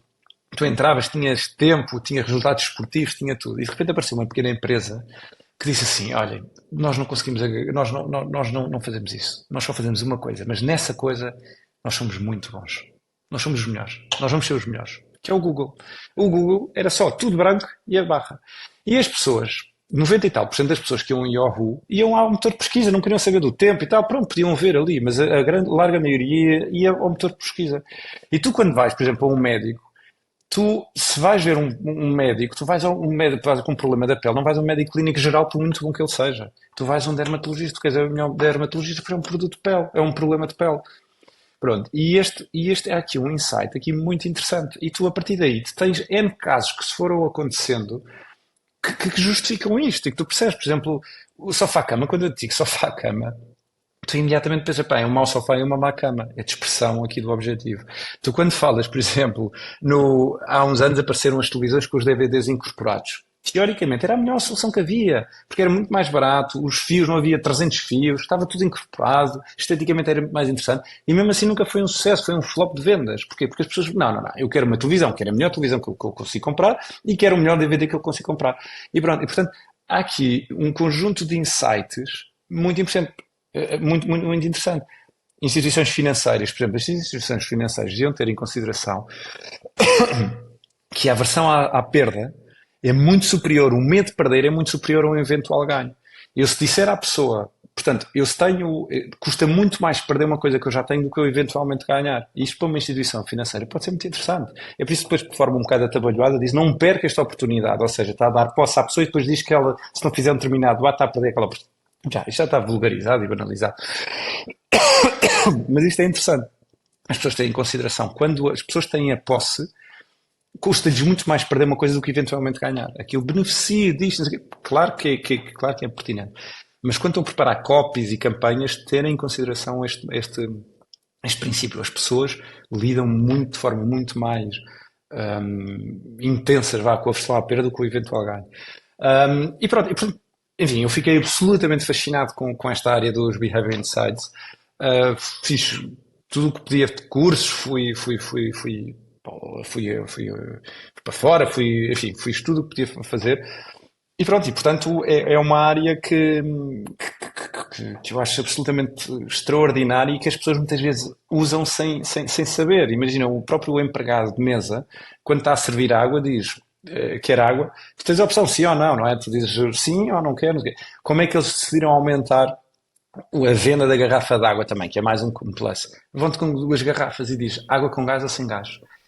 E as pessoas, o nosso cérebro humano, normalmente funciona sempre com comparações, nós gostamos sempre de comparar. E a resposta se é quer água ou não, é sim ou não. E se for com água com gás ou sem gás, ok, eu vou escolher uma delas. Eu pus-me as duas soluções. Mas isto, enfim, e há aqui um conjunto aqui de situações e de campanhas e de iniciativas absolutamente brilhantes que, hum, pronto, que deviam ter mais em consideração. Olha, dou-te aqui o último, Francisco, eu juro que é o último, que isto é mesmo muito interessante e é um insight psicológico Conta, muito conta. interessante. Antigamente as pessoas perdiam imensos cartões no multibanco, certo? E durante muito tempo era um drama. As pessoas iam ao multibanco e deixavam lá o cartão. Perdiam o cartão, era uma chatice, porque a máquina engolia o cartão, etc. Porquê? Porque o mindset das pessoas quando iam ao multibanco era o dinheiro. Portanto, o dinheiro saía primeiro, eu metia o dinheiro no bolso, estava a pensar mil coisas, vou embora. E como é que eles resolveram isto? É uma coisa simplesíssima. Isto é o básico da psicologia, que é eles, a questão do mindset e o que é que estava. As pessoas.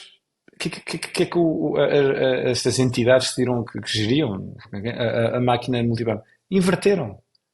Inverteram. Em vez de sair primeiro o dinheiro e depois o cartão, sai primeiro o cartão e depois é que sai o dinheiro.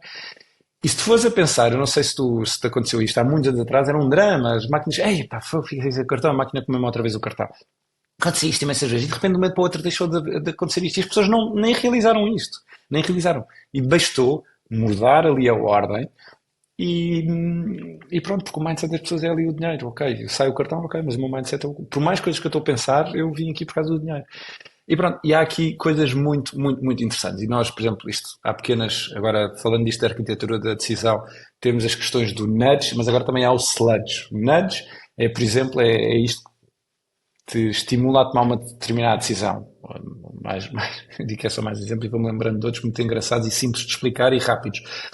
Havia no aeroporto em Amsterdão um problema de limpeza que, enfim, nos urinóis na casa bem dos homens, aquilo ficava tudo sujo e não sei o quê, e houve uma campanha, uma agência de publicidade que teve fazer uma coisa simplesíssima que foi pôr uma mosca no meio do urinol. E os homens são um bocado infantis nisso. E então os níveis de higiene aumentaram drasticamente porque não havia tantos salpicos, digamos assim, que eu acho engraçado. Por outro lado, também há o sludge, que as pessoas também têm em consideração, que é o sludge é o quê? O sludge são barreiras que são criadas para as pessoas não tomarem uma determinada decisão. Se o nudge é para tu tomares uma determinada decisão, o sludge é para impedir essa decisão. Todos nós já quisemos deixar um ginásio, deixar de subscrever uma determinada canal de televisão premium, uma coisa do género, e eles criam todas as barreiras. Peraí, eles já sabem perfeitamente o nosso, quando nós telefonamos, eles têm perfeitamente identificado qual é que é o número associado ao NIF, perguntam qual é o NIF, qual a coisa, aguarda só um minuto, e vai ali, vai acolá, não sei o quê. Isto é tudo. E tu sabes disto de antemão, tu quando vais, e as pessoas muitas vezes têm esta aversão, isto é uma chatice, isto é tudo, e muitas vezes, e estou tão cansado, e agora ainda vou para aquilo, e estou contado depois de um dia de trabalho, não vou fazer isto, e vais protelando isto muitas vezes, e portanto, o que é que eu acho aqui fascinante e porque é que eu estou a dizer estas coisas todas? Porque as pessoas, se tiverem em consideração tudo isto, acho que podem tomar melhores decisões, tendo em consideração, e as pessoas terem em consideração que a larga maioria das nossas decisões, e terminando agora como comecei, a larga maioria das nossas decisões são emocionais e nós, invariavelmente, vamos procurar uma razão racional para justificar a nossa decisão emocional. E pronto, e portanto, eu tomei sempre isto em consideração e é uma coisa absolutamente que eu sou obcecado com isto, lá no escritório já não se portam comigo por causa disto, da questão dos Behavior Insights. Acho toda esta questão fascinante e, de facto, cancelar um contrato com uma operadora de telecomunicações é um pesadelo e é mesmo isso que tu dizes, é só a chatice de saber que vou ter que entrar naquele processo e dos entraves que colocam deixa logo uma pessoa... Mas pronto, de facto é algo propositado. Exatamente. Sobre o tópico da higiene, e antes mesmo de terminarmos, queria-te contar uma história que eu li esta semana que acho fascinante. No Japão, no comboio bala, o Shinkansen, havia muitas queixas sobre a higiene do comboio. E o comboio, quando para na estação terminal, fica parado 10 minutos. As pessoas demoravam 3 minutos a sair e os que iam entrar demoravam 2 minutos a entrar, o que dava muito pouco tempo para a equipa de limpeza limpar o comboio. E então o que uma das empresas associadas pensou foi em tornar a equipa de limpeza mais evidente. Eles tinham uma roupa muito neutra, passaram a ser uns coletes vermelhos. Quando as pessoas saíam do comboio, eles estavam a agradecer às pessoas e com sacos para as pessoas colocarem o lixo, e antes do comboio sair, eles despediam-se das pessoas, diziam adeus. E tornar a equipa de limpeza mais presente, embora o tempo de limpeza permaneceu o mesmo, mas tornar a equipa de limpeza mais presente fez com que as queixas de falta de higiene descessem a pique, que é fascinante. Fantástico. Pronto, eu acho isto também está aí uma parte engraçada. Agora, desculpa, queres terminar isto? Eu não me calo. Que é a questão da humanização também é importante, não é? E a humanização é mais uma coisa que agora se fala muito. Tal como os Behavior Insights foi falado pelo Edward Bernays no início do século, também a humanização.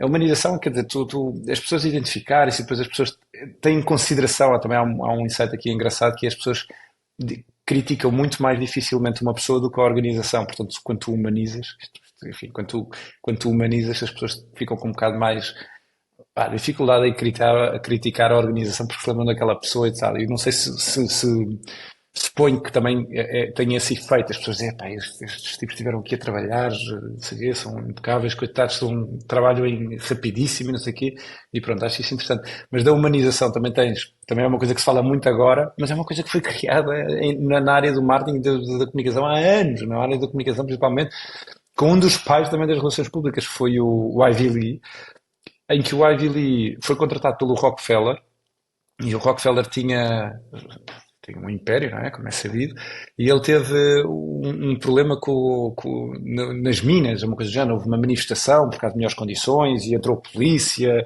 entrou o guarda, a segurança deles, assim, aqui é a segurança do próprio Rockefeller, daquela operação, e matou, e morreram pessoas, morreram crianças, aquilo foi um drama.